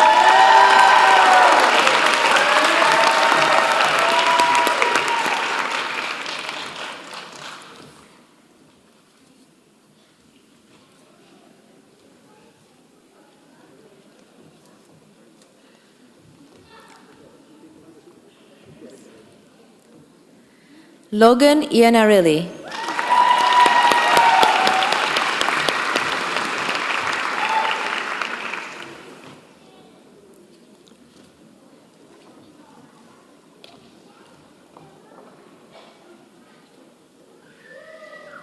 Michaela Johnson.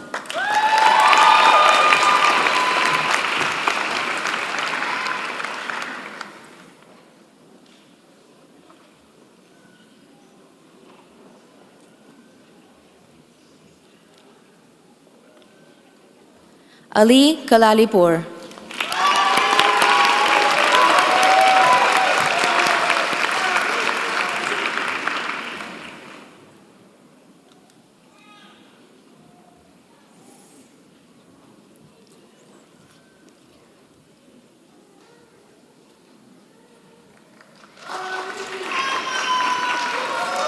Rachel Cluse.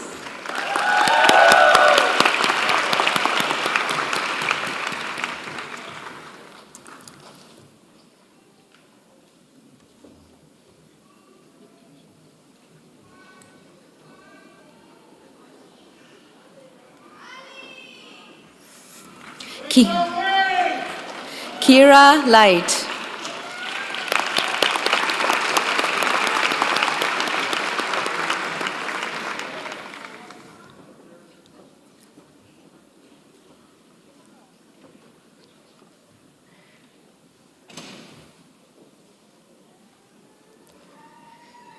Ni Lee.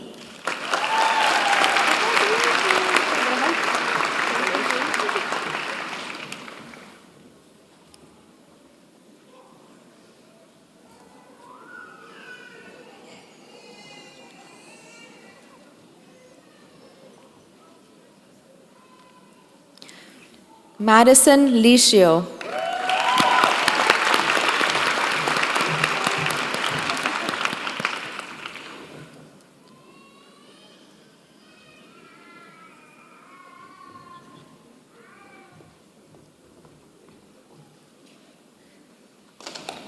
Claire Lockridge.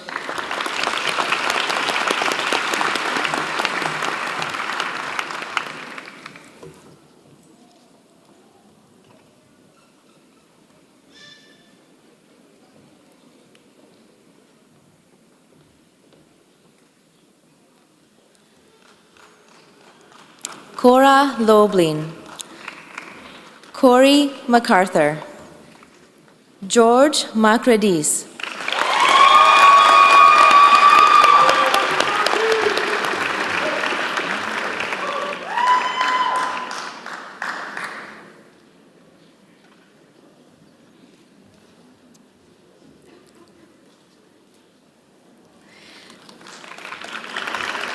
Michelle Sinita Malik.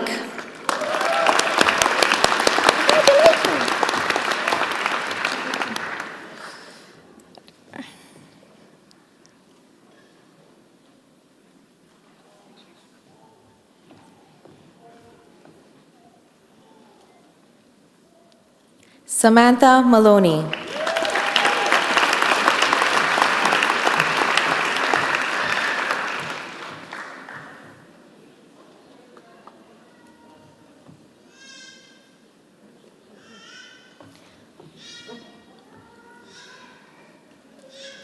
Natalie Massaro.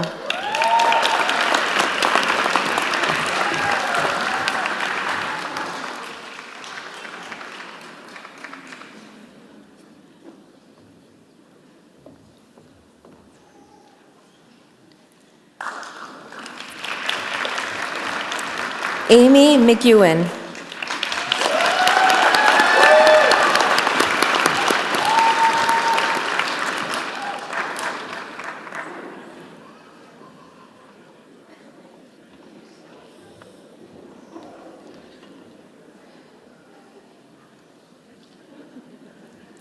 Masture Merafarin.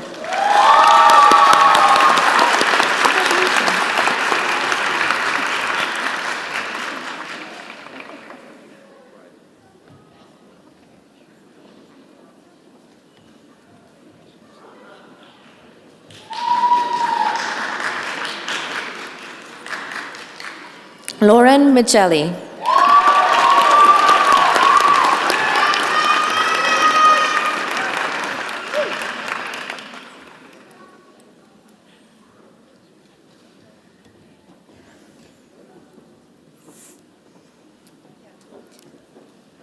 Madeline Miconi.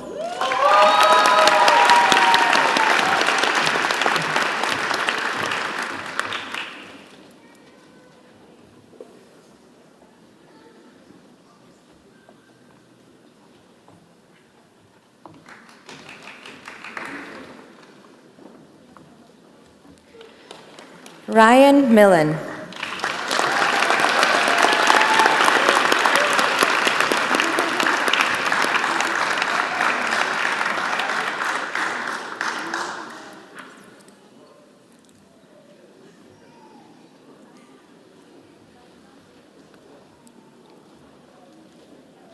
Elizabeth Miller.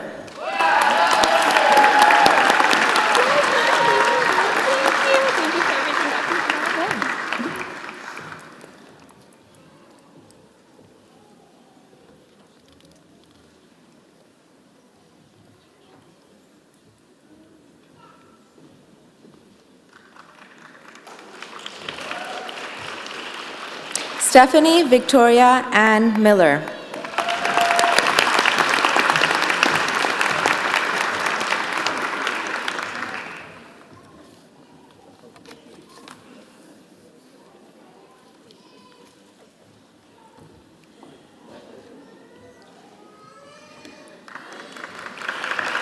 Nagme Nicole Mirhosseini.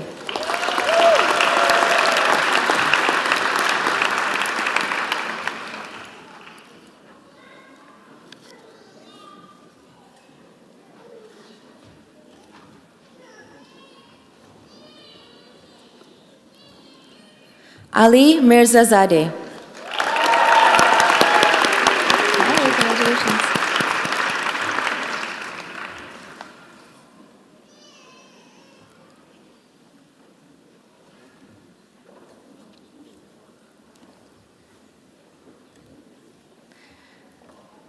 Claudia Morillo.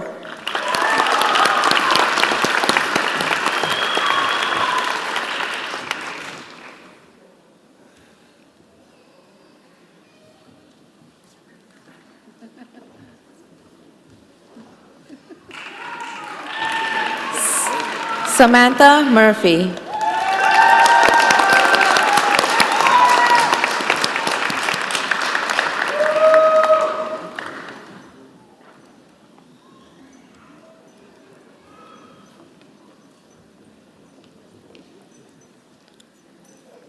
Samantha Murray.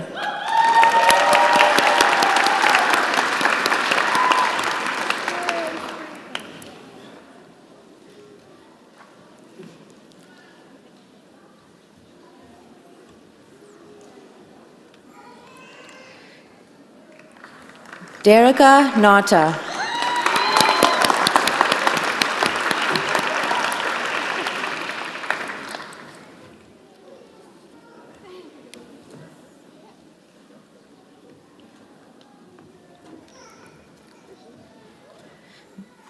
Julia Navarro.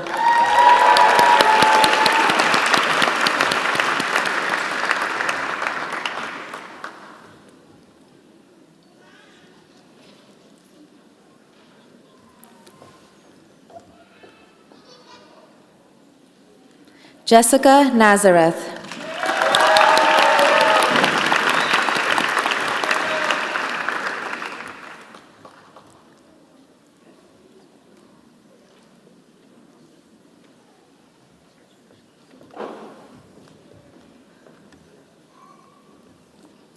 Jill Northrup.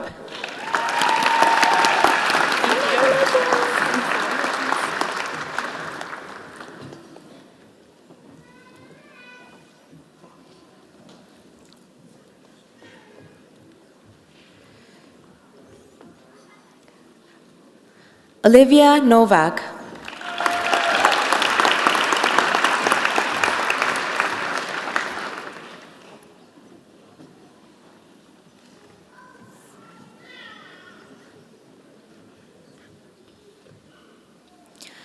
Ali Omrani. Congratulations.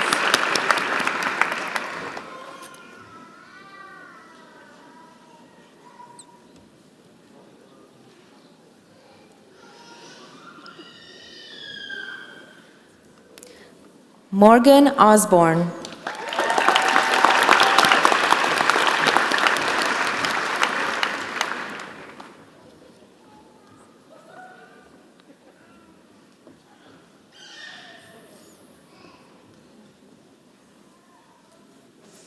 Ishani Patel.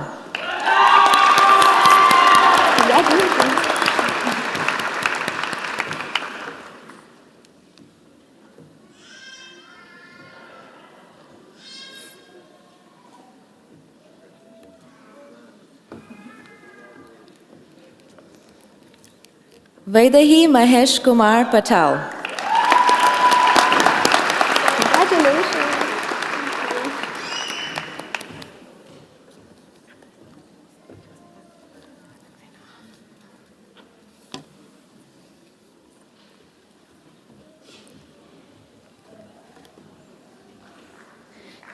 Chiara Pellegrino.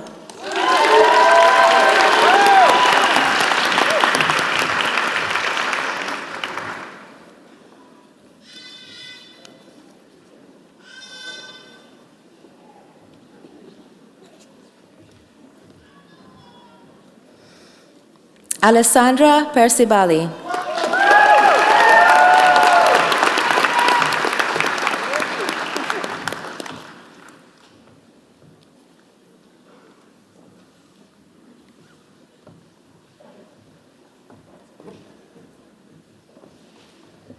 Diana V. Perez. Simone Alexandra Parida.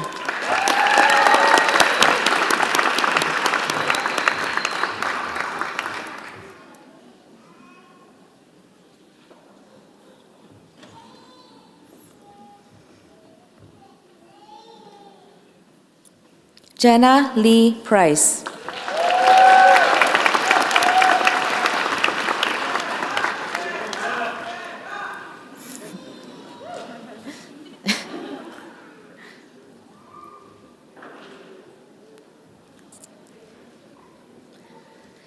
Bailey Pritchard.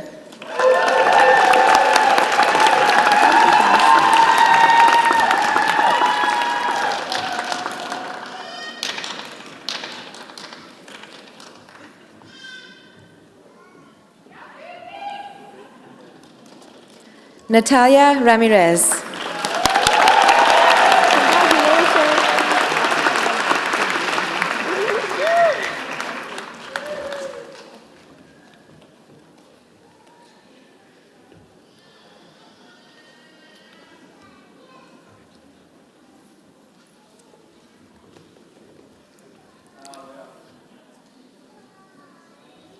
Franciani Reyes. Daniela Remy.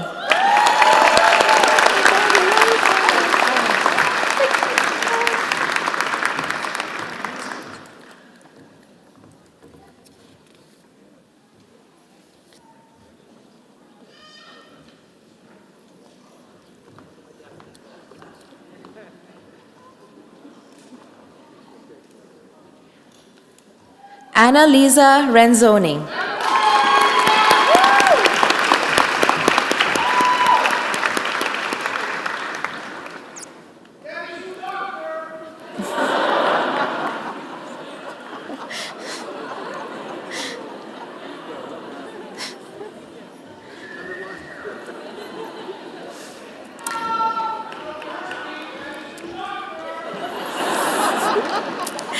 Matthew Richards.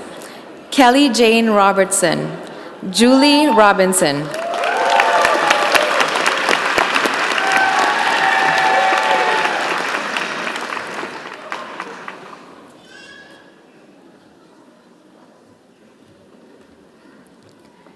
Christina Roper.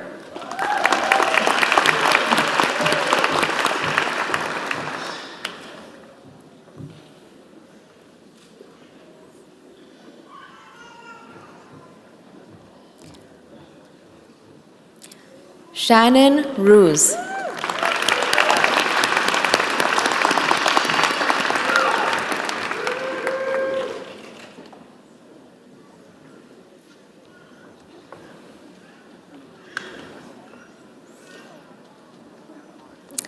Liz Richlick.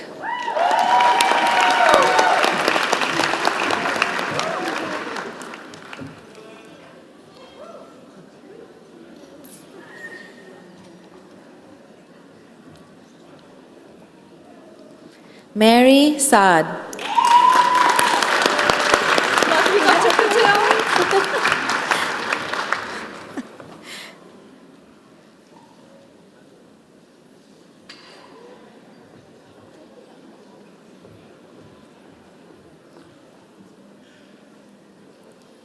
Nargis Salimi.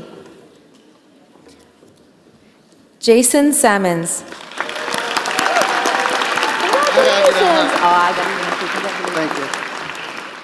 Jason is also the recipient of the 2022 Alpha Science Laboratories Prize for Excellence in Case Reporting, which is awarded to a student in Year 4 for the highest mark in the case report assignment.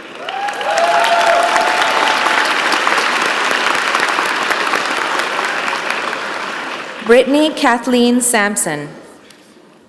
Megan Sandry. Nagin Sayar.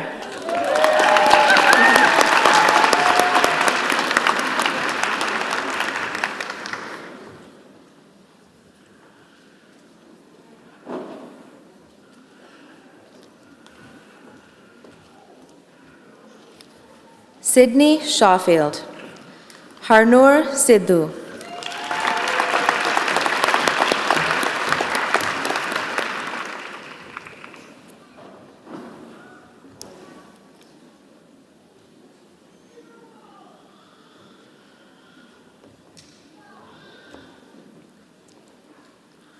Chantal Ann Simpson.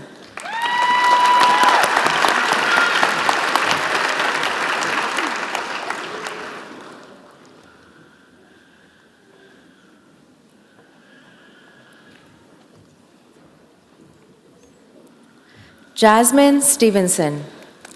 Rachel Stummer.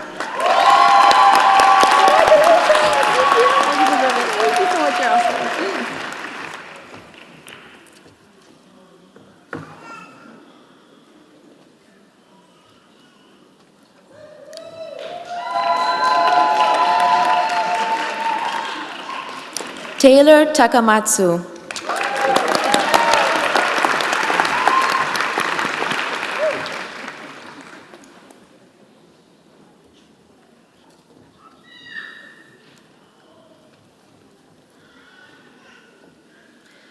Veronica Testa.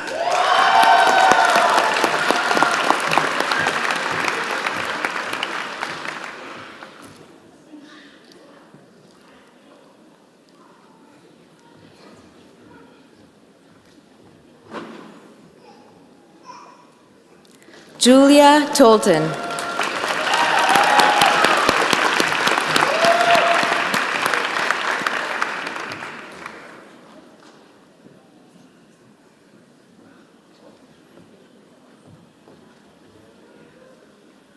Alexa Toronto.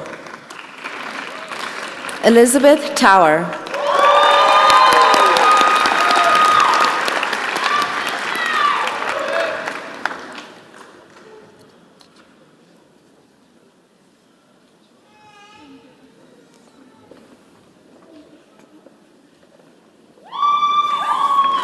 Michael Tung.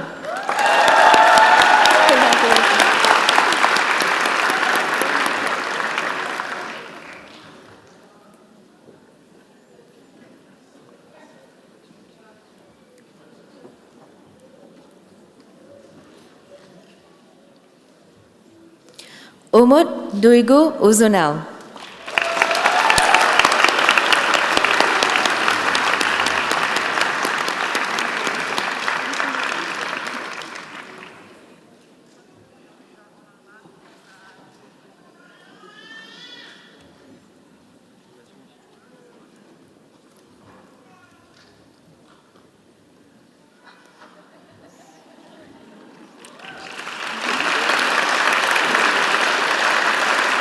Samantha C. Vanderwall.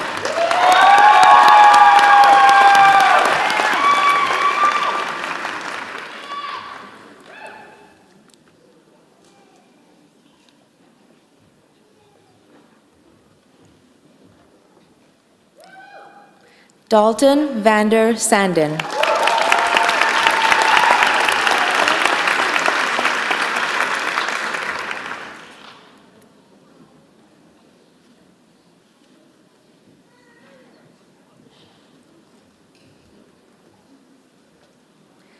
Monica Velletri.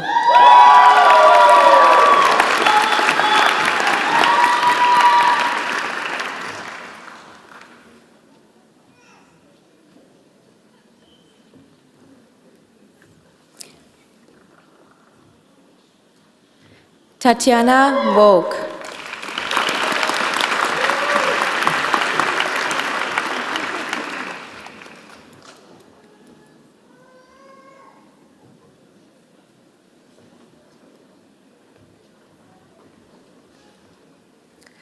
Delia Wang. Paige E. Weatherby. Haley Webb. Rachel Walakachuk.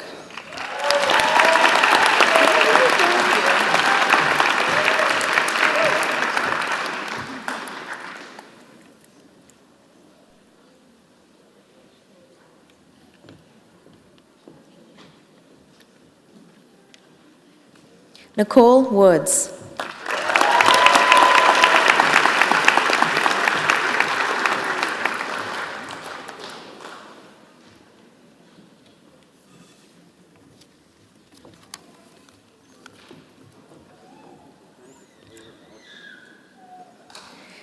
Paige Wyatt.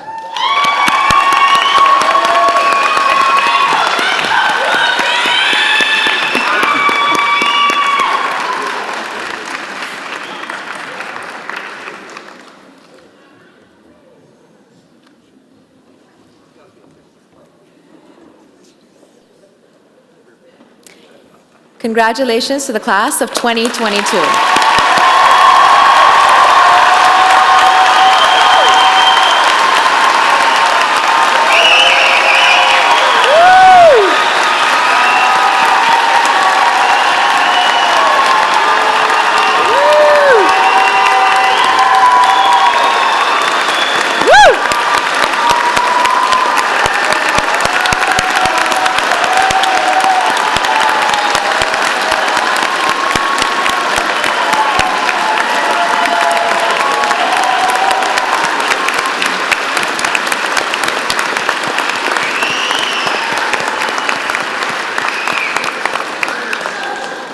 Love this energy, so great. The Toronto campus class of 2022 has elected Daniela Remy as their valedictorian. Daniela, please come to the stage.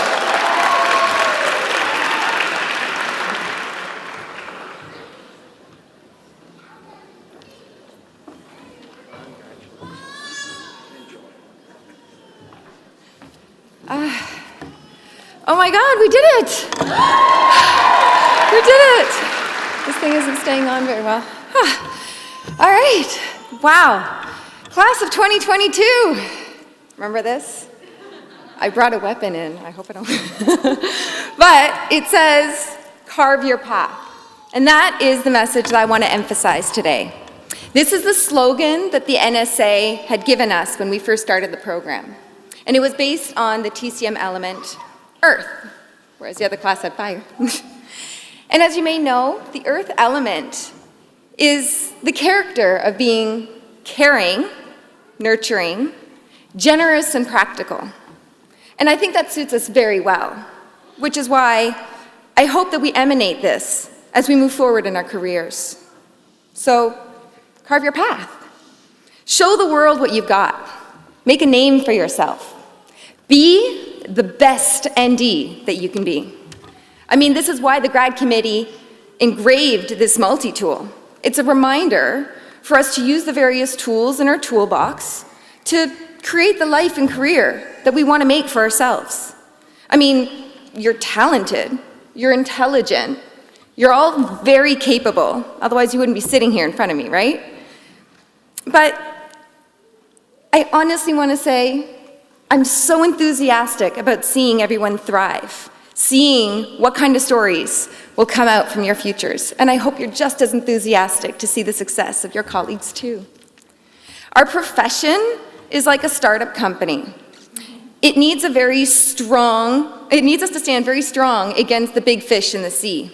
We have established entities that don't really value the services that we can offer, the knowledge that we have, or the talents that we can use. But I just see them as being jealous of what we can do for our patients, right? I mean, we can provide wholehearted care. We provide really tangible and effective solutions to the health problems of our patients. And we provide that extra time that they need. So, because we can impact the lives of others in very deep and meaningful ways, this can actually be quite threatening to other institutions. It's why we must hold strong. And it's important not to let those other institutions make you feel insecure. I mean, other professions have imposter syndrome just as much as we do. In fact, the more someone criticizes, the more often they're just showing how insecure or threatened they really are. So, it's for this reason that I say, be of the earth, be grounded, be caring, nurturing, generous, and practical. And though you may have moments when you feel intimidated or inadequate, or just not good enough in comparison to others, just see this as opportunities for inspiration and for connection. You can be a beacon of love and light for your community and your profession, regardless of where you're at in your vision of success. And when you look at the multi-tool that you were given in your grad bags, sorry people who didn't get one, just ask yourself, how can I use the various tools that I've got to achieve my goals? Is there a tool that I could use to improve the situation? Am I using my tools to help build this community? Because when you're community-oriented, your collaboration makes this entire profession thrive. And the more that you thrive, the more that we get to grow in our own personal successes. I mean, in the end, it's the best iteration of the more you give, the more you get. So carve your path. But remember that you're not just a knife. You're not just a screwdriver. You're a multi-tool, right? So, being an entity that is booming with an abundance of knowledge, talents, and opportunities, I know that you will use these tools to create some meaningful change. So I'm pretty sure you're all probably ready to just jump into your next chapter of life. But I ask you, don't forget these years at CCNM. And don't feel like you need to do everything by yourself. We've got a community who can choose to maintain those connections. We can choose to develop a support network. We can choose to big each other up. I mean, school spirit isn't always the greatest, right? I mean, we've experienced burnout. We're languishing from COVID. There's not much of that real cohesiveness, that alumni spirit. I mean, we can change that, right? Thank you. Let's change it. Here we are, 3 graduating classes together. This is our opportunity to strengthen our bond. So reach out to your fellow NDs. Seek mentorship and mentor those who are to come.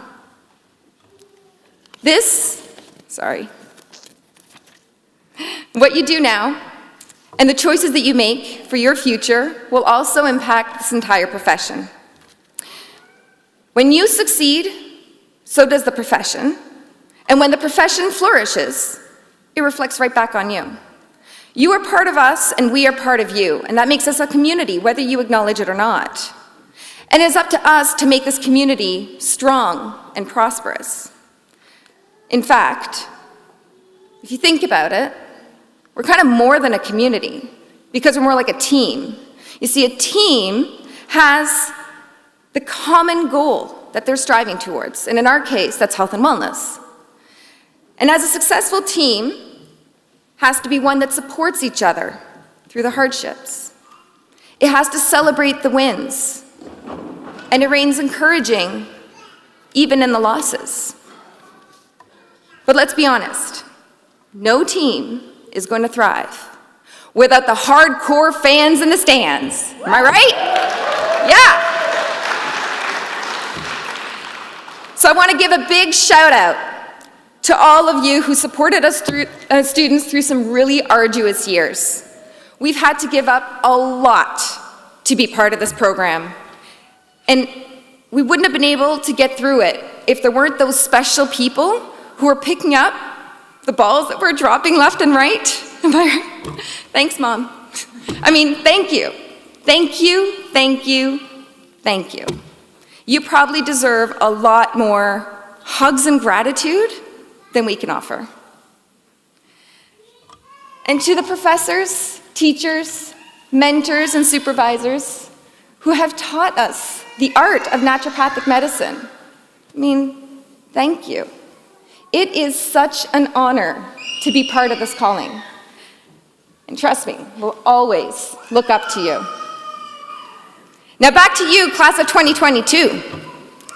Tell me you heard me. Tell me that you will be a team player. Tell me that you will use your various tools to help your patients to be amazing NDs and amazing role models. Tell me that you will be of the earth and that you will be caring, nurturing, generous, and practical.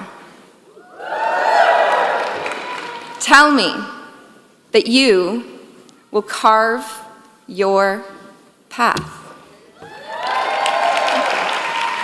That's it.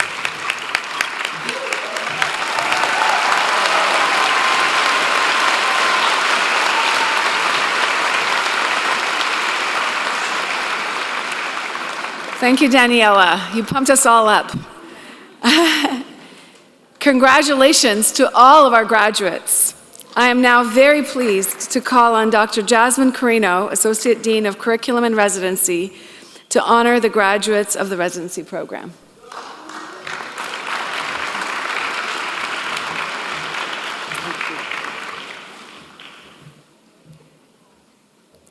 Once a naturopathic doctor graduates from CCNM, they are eligible to become a resident.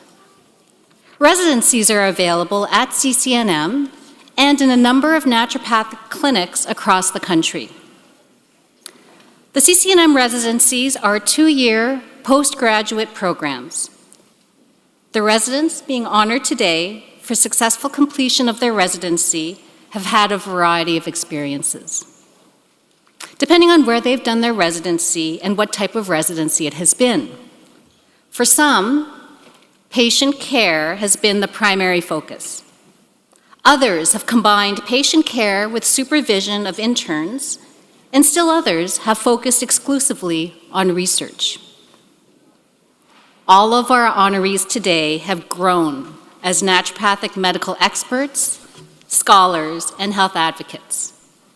It is with pleasure that I recognize and congratulate the following residents. Dr. Sukriti Bardwaj.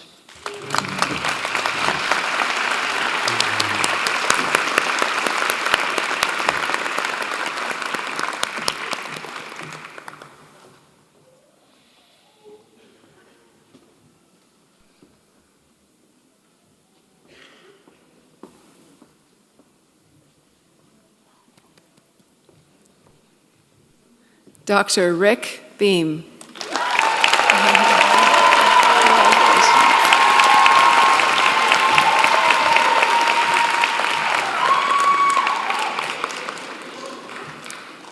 Dr. Joy Dertinger is not here today.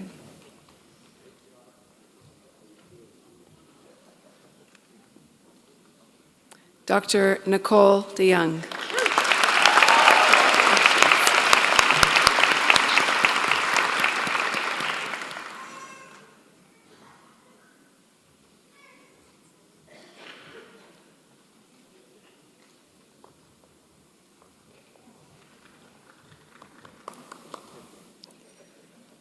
Dr. Greg Naismith.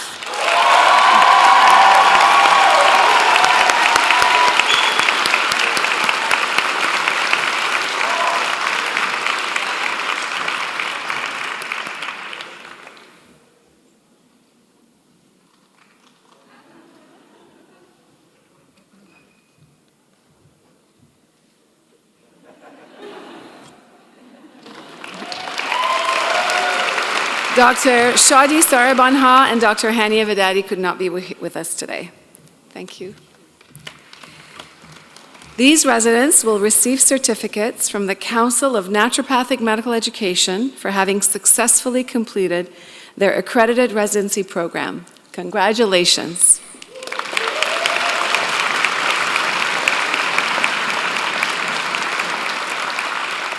We will now move on to the presentation of our graduate awards. I would like to ask Dr. Gennady Raskin, Co-Vice Chair of the Board of Governors of CCNM, to announce the Governor Awards of Excellence.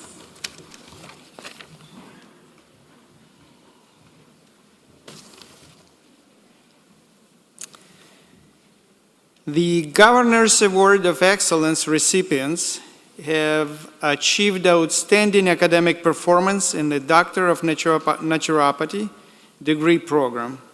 It is my pleasure to present the Governor's Award of Excellence to Jenna Tabachnik,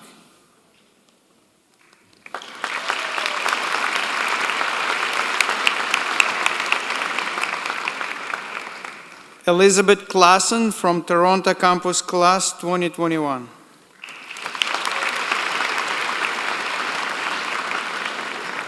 I guess they're already celebrating. Chloe Franco, Lauren Dingwall from Toronto Campus Class of 2022.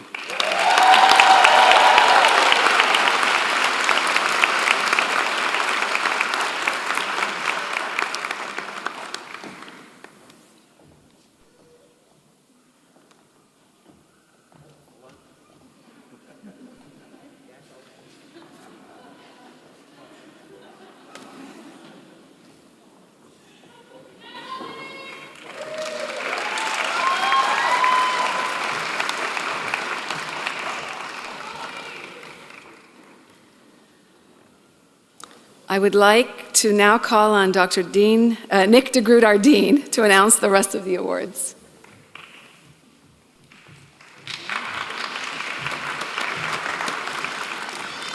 Okay, we're getting close to the end. Hang in there. Before I announce the remaining graduate awards, I wanted to acknowledge the recipients of CCNM's Excellence in Teaching Awards. These faculty members have been pivotal, this is not in the writing, to the graduating class, and in recognition of the contribution that they have made to our graduates' learning. The recipients for outstanding academic instruction are Dr. Chris Pickrell for 2020, 2021.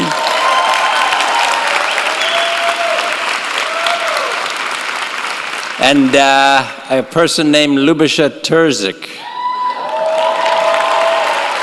2022. And the recipient for outstanding clinical instruction for all 3 years running, Dr. Afsun Khalili.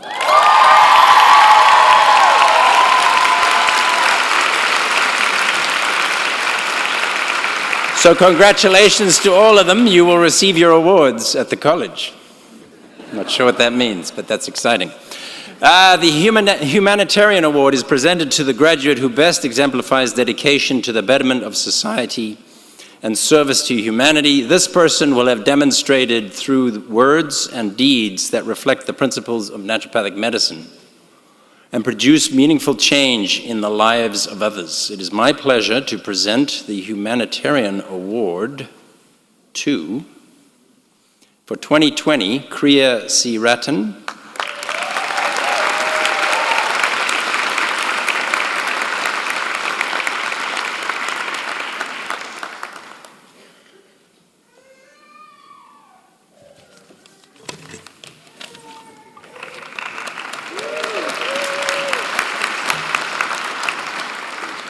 for 2021, it's Gersharan Mangat.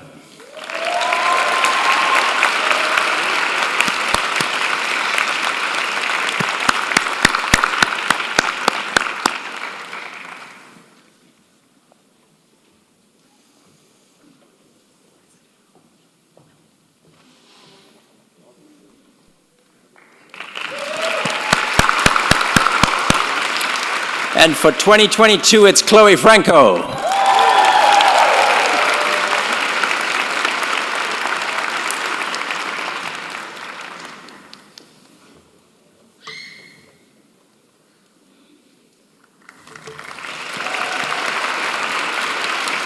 So next up is the Leadership Award, and it's presented to a graduate that has exemplified outstanding leadership within the CCNM community.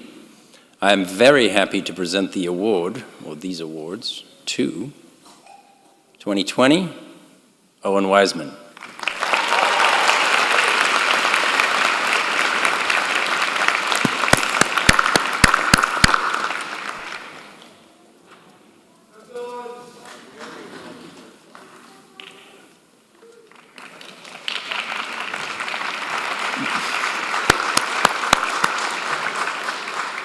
(2021) Sonia Druin, who I don't believe is here, but claps to Sonia. Class of 2022, Daniela Remy.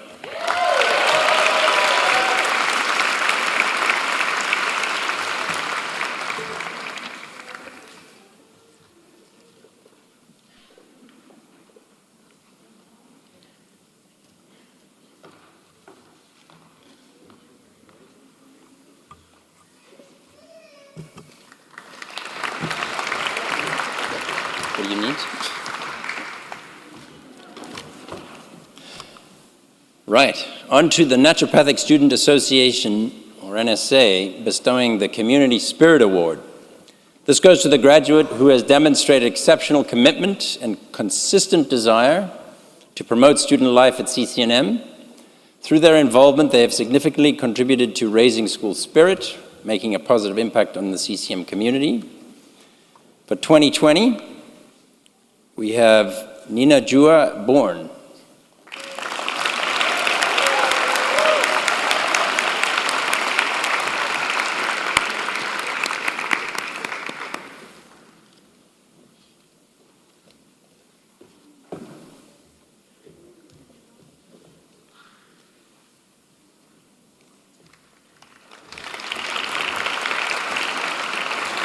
For 2021, we have Ashley Kennedy and Alcivanda Vieira.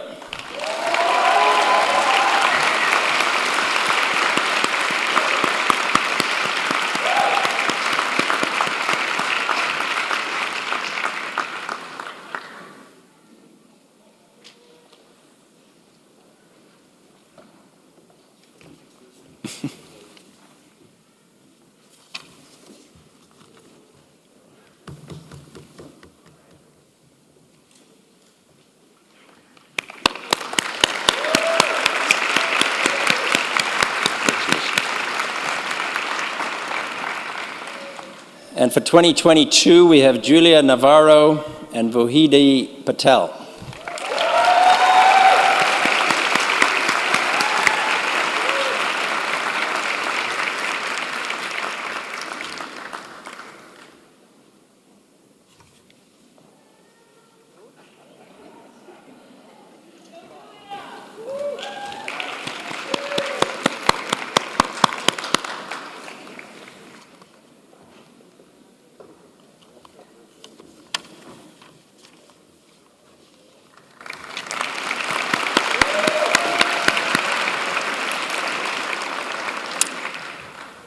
So the NSA Naturopathic Honor Award is the most prestigious award that the Naturopathic Student Association bestows on one of its own members. It is awarded to the graduate who has demonstrated outstanding leadership, contribution, and dedication to CCNM throughout their time at the college.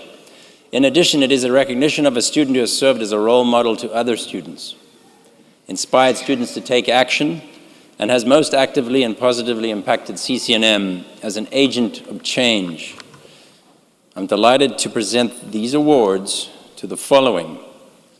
2020 is Carly McLarty, who's not here today. 2021, Sonia Druin and Latoya Lewis. And I don't think they are here today. Okay, from the Toronto campus class of 2022, the multi-award winners, Chloe Franco and Daniela Remy.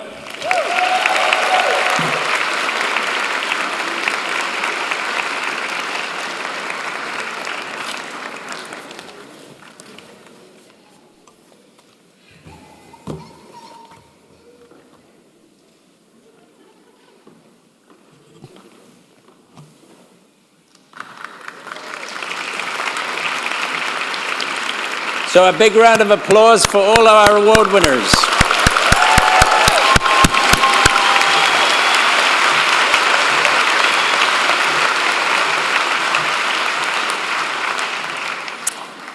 I call on Dr. Gennady Raskin, co-vice chair of the CCNM Board of Governors, to administer the naturopathic oath to the graduating classes of 2020, 2021, and 2022. This is my last approach to the podium. Would the 2020, 2021, and 2022 graduating classes of the Canadian College of Naturopathic Medicine, Toronto campus, please rise?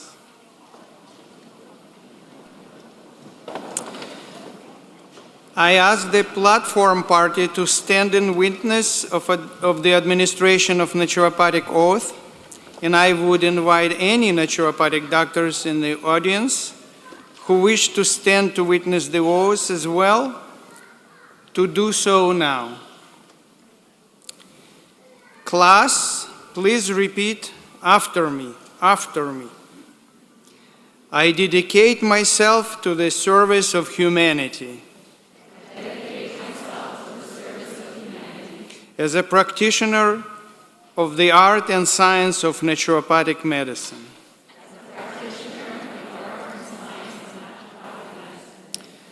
By precept, education, and example,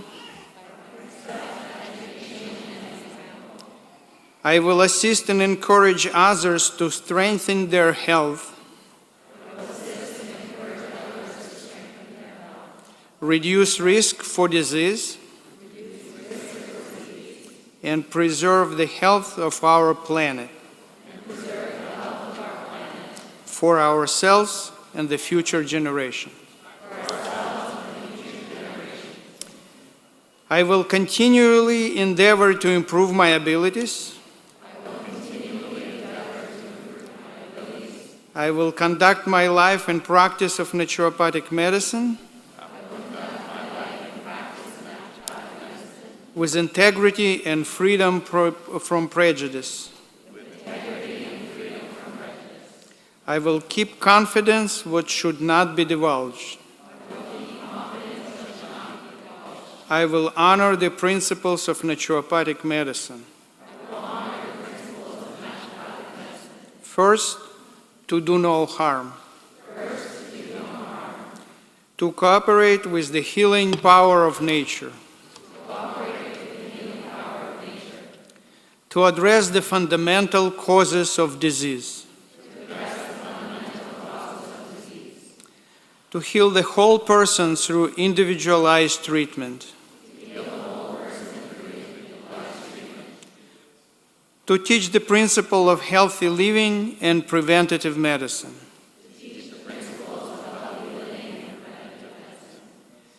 With all my heart, before these witnesses, as a doctor of naturopathic medicine, I pledge to remain true to this oath. Class, I am delighted to welcome each and every one of you to our profession. Congratulations.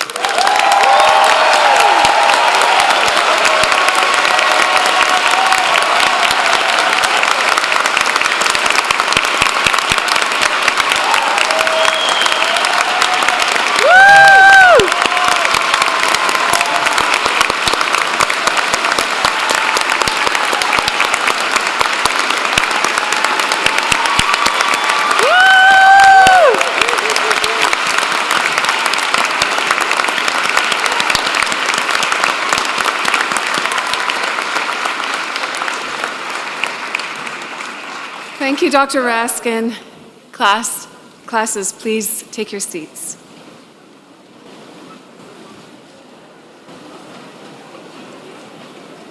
This is the end. This marks the end of our formal ceremony. Thank you to everyone who took the time today to join us for our convocation. We would especially like to thank the Fisher Quartet for the music today.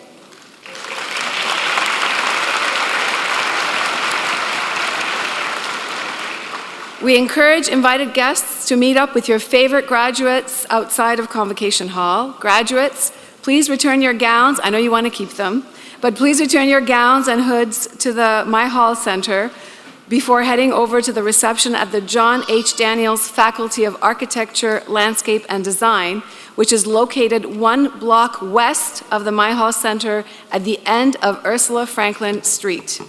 Finally, I now ask that you all remain standing as the platform party exits the auditorium, followed by our new graduates. Thank you so much, everybody. Wonderful to see you.